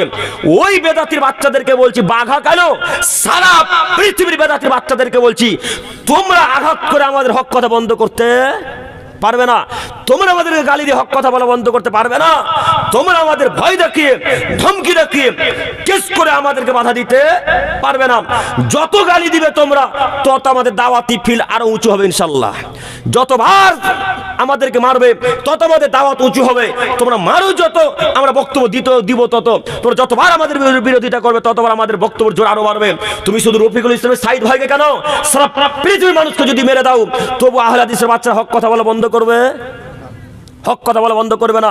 শোনো বেদাতির দল, তোমাদেরকে বলে যাচ্ছি, তোমার ক্ষমতার জন্য ধর্ম চলে না, তোমার পার্টির জন্য ক্ষমতা চলে, ধর্ম চলে না, তোমার ভিত্তিতে ধর্ম চলে না, তোমার হুজুরের দোহাই দিয়ে ধর্ম চলে না, তোমার পীরের দোহাই দিয়ে ধর্ম চলে না। ধর্ম একজনের কথাতে চলে, তার নাম মুহাম্মদ সাল্লাল্লাহু আলাইহি সাল্লাম। তোমাদেরকে অনুরোধ করে বলে যাচ্ছে, হাদিস কোরআন পড়তে শিখো, একটু হাদিস কোরআন যাচাই বাছাই করো, যে পীর পূজারি করা যায় কিনা, মাজার পূজা করা যায় কিনা। যদি করা যায় তো করবে, আর যদি করা না যায় তাহলে তোমরা আমাদের দলে চলে আসতে হবে। আর যদি প্রমাণ করে দিতে পারো যে না মাজার পূজা করা যায়, তাহলে আমরা কাল থেকে মাজার পূজা করবো ইনশাল্লাহ। হয় তোমরা আমাদেরকে দলে নিয়ে নাও, নাহলে তোমরা আমাদের দলের অন্তর্ভুক্ত হও। শোনো মুরব্বী সাহেব, শুনুন মুরব্বী সাহেব, আপনাকেও বলি, আজকের পর থেকে বেদাতির নিকটবর্তী হবেন ইনশাল্লাহ। ইনশাল্লাহ বলছিলাম, যে কোনো মূল্যে গালি দেওয়া বন্ধ করতে হবে। একটু তো রাজমিস্ত্রি ভাইদের কথা বলছিলাম এই কারণে, যে রাজমিস্ত্রি ভাইয়েরা যখন কাজ করে, তখন দেখবেন ওই প্লাসটা যদি একটু কম হয়ে যায়, খুব রোদ পড়েছে, খরা, চৈত্র মাসের খরাতে রোদ পড়ে না, খুব গরম, তো গাঁথনি একটু কম হয়ে গেছে। তো গাঁথনি কম হওয়াতে হেড মিস্ত্রির খুব রাগ তো যা আছে, গালের মাত্রা যে কত বেশি তা লেবার ভাইরাই বলতে পারবে। গাল হয় না? রাজমিস্ত্রি এখানে কেউ নাই? হয় কি হয়? এই যে গাল, আল্লাহু আকবার। আচ্ছা, একটু আনাস ইবনে মালিক রাদিয়াল্লাহু তাআলা আনহু বলেন, রাসূল সাল্লাল্লাহু আলাইহি সাল্লামের নিকটে আমি 10 বছর খিদমত করেছি। কত বছর? কথা বলেন, একটু কথা বলেন। 10 বছর গোলামি করেছে আনাস, খুব বিখ্যাত সাহাবী। তো 10 বছরে 1 সেকেন্ডের জন্য আমাকে আল্লাহ নবী বলেননি, আনাস এই কাজটা কেন করেছো, আনাস এই কাজটা কেন করোনি। ধমক দিয়ে, আমাকে গালি দিয়ে 1 সেকেন্ডের জন্য আল্লাহ নবী 10 বছরে বলেনি। কত বছরে? 10 বছরে। আর আপনার মাখানার জমি নিরাতে যাচ্ছে, 3 ঘন্টার জন্য তো গালি দিতে হবে। হ্যাঁ, রাজমিস্ত্রি ভাই গালি দিতে হবে, ও দাদু হাজি সাহেব গালি দিতে হবে। আজকের পর থেকে আর গালি দেবো না ইনশাল্লাহ। ইনশাল্লাহ গালি দিয়ে মানুষ দুঃখ পায় না কষ্ট হয়? সরি ভুল, আমার কথাটা ভুল হলো না। গালি দিয়ে মানুষ প্রশান্তি পায় অন্তরটা, না দুঃখ লাগে যে শুনবে গালিটা? দুঃখ লাগবে তো। যদি দুঃখ লাগে তো এই লোকটাকে কিয়ামতের মাঠে নেকি দিতে হবে। পারবেন দিতে? কেউ পারবেন না। আপনার বাপ আপনাকে একটা নেকি দিবেন, আপনার বন্ধু তো বহু দূরের কথা। যেই মা 9-10 মাস পেটে রাখলো, 3-4 বছর দুধ পান করলো, এই মাও নেকি দিবে না, তার নাম কিয়ামতের মাঠ। তো আপনি আমাকে গালি দিলেন, তো কিয়ামতের মাঠে আপনি আমাকে নেকি দিবেন না? দিতে হবে তো। তো গালি দেওয়া বন্ধ করবো ইনশাল্লাহ। ফেসবুক কমেন্টে যাকে তাকে যে গালি দিচ্ছেন, এটা কি গালি নয়? এই গালিগুলো তো কমেন্টগুলো তো একবারে প্রমাণ সহকারে থেকে যাচ্ছে গো। আল্লাহ তো প্রত্যেকটা কথাই প্রমাণ সহকারে পেশ করবেন, তো এই কমেন্টগুলো আরো জল করে আল্লাহ দেখাবেন, তাই না? এটা আপনার কমেন্ট, এটা আব্দুর রহমানের কমেন্ট, এটা আব্দুল জলিলের কমেন্ট, এটা আব্দুল খালিকের কমেন্ট, এভাবে আল্লাহ দেখাবে। অতএব নীতি পরিবর্তন করে যুবক ভাই, আমি আপনাকে অনুরোধ জানাচ্ছি, নীতি পরিবর্তন করেন। সময় অনেক হয়ে গেল, আমি কথা বাড়াতে চাচ্ছি না। শেষ পর্যায়ে দু একটি কথা আমার যুবক ভাইদের উদ্দেশ্যে, যারা বিশেষ করে আজকে প্রোগ্রাম দিয়েছে তাদের উদ্দেশ্যে। যুবক ভাই, আপনাদের প্রতি আমার জোরালো আবেদন এতটুকু, বলেন। এটা ওই আবু তালেব কাকা ভাটার পক্ষ থেকে 10,000 দিয়েছেন, আর উনি ব্যক্তিগত 5,000। মাশাআল্লাহ। আবু তালেব চাচা নাকি? আবু তালেব চাচা যান ভাড়ার পক্ষ থেকে 10,000 এর পূর্বে, আর এখন 5,000, টোটাল 15,000। আল্লাহুম্মা সাল্লি আলাইহি। আল্লাহ তুমি দানকে কবুল করো, সকলে বলি আমিন। সকলে বলি আমিন, আমিন। বিশেষ করে যারা আজকের এই সভার দায়িত্ব নিয়েছেন, তাদের প্রতি আমার কয়েকটি কথা। সবাই এখানে আছেন কি? সবাই আছেন? একটু হাত তুলেন তো, হাত তুলেন, হাত তুলেন, হাত তুলেন, হাত তুলেন না, তুলেন না গো, তুলেই থাকেন, হাত তুলেই থাকেন, তুলে থাকেন, নামাবেন না যতক্ষণ না বলবো। এত বড় প্যান্ডেল, এত দিন ধরে কাজ করছেন, এই কিসের জন্য? কথা বলেন, কিসের জন্য এত বড় কাজ? জান্নাত, হ্যাঁ নেকির উদ্দেশ্যে, ঠিক, জান্নাত যাবো তাই না? হাত নামালেন কেন? হাত নামাতে বললাম, খেসতে গেছেন না তো? এতক্ষণ ধরে কাজ করলেন, আজকে সারাদিন ব্যস্ত। আজকে আপনারা শুধু কি আজকে এত বড় প্রোগ্রাম করতে আনুমানিক 20-25 দিন থেকে সময় নিতে হচ্ছে, এক মাস। তো এত দিন ধরে কাজ করছি কিসের আশায়? নেকির আশায়, জান্নাত যাব তার কারণে। 10-20 দিন, 1 মাস ধরে কাজকর্ম করলেন, নেকি পেয়েছেন না পাননি? পেয়েছেন তো। তো এই নেকি আল্লাহ ততক্ষণ পর্যন্ত আমল নামাতে রাখবেন যতক্ষণ নামাজ থাকবে। নামাজ নেই যার, নেকি নেই তার। তো বিশেষ করে যারা দায়িত্ব নিয়েছেন, নামাজ আজকে থেকে পড়তে পারবো না ইনশাল্লাহ? ইনশাল্লাহ ভাই, ইনশাল্লাহ। নইলে এতদিনের কাজ, এতদিনের পরিশ্রম, এতদিনের দুঃখ কষ্ট, যুবকেরা দোকানে এতদিনের গল্প করছে, রাস্তায় গল্প করছে, আজান দিছে, তখন মসজিদে আসে না। এতদিনের কালকে শেষ হয়ে যাবে। এতদিনের দুঃখ কষ্ট, আমরা তো কিছু নিব আল্লাহর কাছে, তাই তো এত কষ্ট করছি। শীতে কম ঠান্ডা পড়েছে আজকে, এত ঠান্ডাতে কিছু নিব, তার জন্য তো আসা না। তো যদি নাই পান, তাহলে এত কিছু করে কোনো লাভ হলো? তো আজকে থেকে সালাত আদায় করবো ইনশাল্লাহ। গ্রামের মোড়ল সাহেব এর কাছে কিছু দানের আবেদন করেন, দেয়নি। কই মোড়ল সাহেব? মোড়ল সাহেব এদিকে আসেন। কাপড়ের দোকান আছে 4টা। সুবহানাল্লাহ। কোন বাজারে? করিয়ালি দে? আপনি দেখবেন একদম মেন দোকান গেল। আচ্ছা আচ্ছা, কই সর্দার সাহেব আসেন একটু এদিকে। তো হ্যাঁ, মোড়ল সাহেব আসেন। তো সর্দার, আমাদের এলাকায় সর্দার মোড়ল, ওটাই বলে। হাতে দিব বলে উনি আছে। আগে সর্দার ছিলেন। ভালো আছেন তো? ভাইরা কি বলছে? এই 4,000, 4টা দোকানে 4,000 আগে করা আছে, অনেকটা করা আছে। 4-5 20 নাকি? 20 অনেকটা করা আছে। হ্যাঁ, তো 20 হয়ে গেল, পরে দিয়ে দেবেন। না, না, কম হয়ে যাচ্ছে। 4টা দোকান, কমসে কম 20 তো করাই লাগবে। 5 করে দেন। না, আপনি থামেন এখানে, 5 করে দেন। থামেন। এ কি করা যায়? মানা যাবে এটা? না, এখন 5 করে। কম হয়ে যাচ্ছে না খুব? আরো 4 লাখ টাকা দান করা আছে। আচ্ছা, 4 লাখ আছে, আলহামদুলিল্লাহ, আল্লাহ কবুল করুন। আচ্ছা, এটা 10 করেন। 10 হলো ইনশাল্লাহ। আপনার ছেলে এটা নাকি? আচ্ছা, মাশাআল্লাহ। আচ্ছা ঠিক আছে, 5,000 করে। আচ্ছা, আলহামদুলিল্লাহ। আল্লাহুম্মা সাল্লি আলাইহি। আল্লাহ তুমি দানকে কবুল করো, সকলে বলে আমিন। ভাই সাহেব, কিছু হবে নাকি? হ্যাঁ, পক্ষ থেকে যা হয়। একটা হলে যে 2টা পা তো আলাদা আলাদা। বলে কিছু করেন। মাওলানা সাহেব, আপনার বাম দিকে একটা মাস্টার, আপনার পিছনে একটা মাস্টার বসে আছে। কই? ওটা মাস্টার সাহেব নাকি? হয়ে গেছে। কি করা যাবে তাহলে? হয়ে গেছে? আপনি চেষ্টা করেন। আর কিছু হবে সাহেব, মাস্টার সাহেব? না, হয়ে গেছে, দুবার করে হয়ে গেছে। ও আচ্ছা আচ্ছা, আল্লাহ কবুল করুক, সকলে বলে আমিন। তা আমাকে কিছু দিয়ে দেন, 500 1000। না, হয়ে গেছে। না 1000 হলো, না না, হবে না ইনশাল্লাহ? হবে না, হবে না। তো তো আমি যেটা বলছিলাম সেটা হচ্ছে এই যে আজকে থেকে সালাত আদায় করবো ইনশাল্লাহ। আচ্ছা, আজকে মোটামুটি 1.5 ঘন্টা বক্তব্য হলো, তো কিছু কি বুঝতে পারলাম আজকে? কি বুঝলাম বলেন তো? আজকে আমাদের মেন বিষয় কি ছিল? প্রতিবেশীর সাথে আচরণ করা, তার মধ্যে দুটো বাচ্চা ছেলে বারাকাল্লাহু ফি হায়াতিকুম, বুঝতে পারলে বলতে পারবে, কিন্তু আমল বারাকাল্লাহু ফি ইলমি। তো হ্যাঁ হ্যাঁ, এটা হচ্ছে মেন কথা। বুঝতেও পারলাম এবং বলেও দিলাম, আমলের সাথে মিলালে তাহলে আমরা সফল আজকে ইনশাল্লাহ। আমল তা আমি আপনাদেরকে বোঝাতে চাইছিলাম, যেটা বেশি করে তাগিদ করছিলাম, যে বোনের জমি ফিরিয়ে দিতে হবে। এক কথায় বোন কেন, পৃথিবীতে যারই জমি আত্মসাৎ করেছেন ফিরিয়ে দিতে হবে যে কোনো মূল্যে। পারবো ইনশাল্লাহ? যদি না পারেন, কিন্তু এতটুকু মাথায় রাখবেন কথা, যে কিয়ামতের মাঠে 1 বিঘা জমি নেকি ওর বোনকে দিতে হবে। কেউ পারবো আমরা দিতে 1 বিঘা জমি নেকি? কেউ পারবো না। যখন দিতে পারবেন না, তখন বোনের তো পাপ থাকবে কিছু না? বোন ফেরেশতা, বোনের তো পাপ আছে। বোনের 1 বিঘা জমি অনুযায়ী যত পাপ হবে, সব পাপ আল্লাহ এই লোকটার ঘাড়ে, এই লোকটার মাথাতে চাপিয়ে দিয়ে আল্লাহ তাআলা বলবেন হাত্তা ইউজাবাইনান নাস, আপনি এখন চলতে থাকেন ইলা ইয়াউমিল কিয়ামা, যতদিন কিয়ামত না হচ্ছে। অতএব শেষ পর্যায়ে এসে বলি, আপনাদের অনুরোধ করে বলছি, আমরা অন্তত পাড়া প্রতিবেশীর হক, ভাই বোনের হক, অধিকার আদায় করবো ইনশাল্লাহ। আর সবথেকে আজকের দাদু দোয়া করবেন না? দাদু দোয়া করবেন না? বসেন বসেন বসেন। যে আশাতে যে নিয়তে এসেছেন, ওই নিয়তি তো পূর্ণ হবে না দোয়া না করলে। বসেন বসেন ভাই, বসেন বসেন। একটু শেষ কথা, আমার শেষ কথা হচ্ছে এই যে কোন কথাটা বলছিলাম? বোনের জমি, হ্যাঁ, যে কোনো মূল্যে ফিরিয়ে দেবো ইনশাল্লাহ। পারবো ইনশাল্লাহ? আপনাদের প্রতি আমার এতটুকু আহ্বান।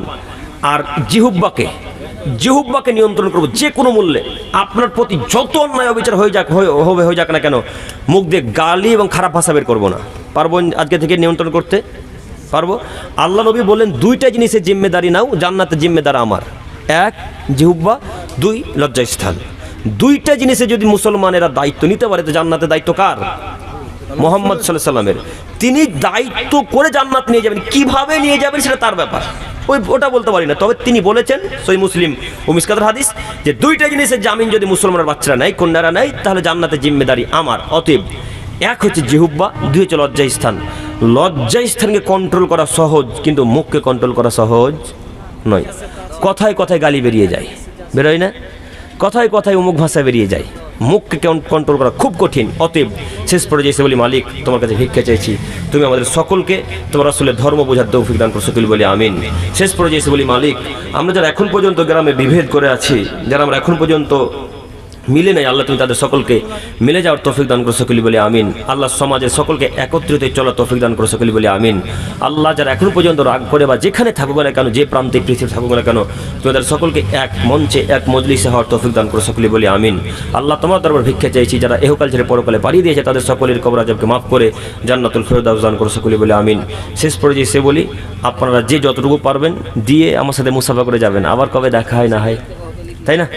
যে যতটুকু পারেন আসেন, মুসাফা করে দিয়ে যান। সকলে সুবহানাকা আল্লাহুম্মা ওয়া বিহামদিক, আশহাদু আল্লা ইলাহা ইল্লা আনতা, আস্তাগফিরুক ওয়া আতুবু ইলাইক। আসসালামু আলাইকুম ওয়া রাহমাতুল্লাহ। কেউ ফাঁকা যাবেন ইনশাআল্লাহ? ভালো আছেন?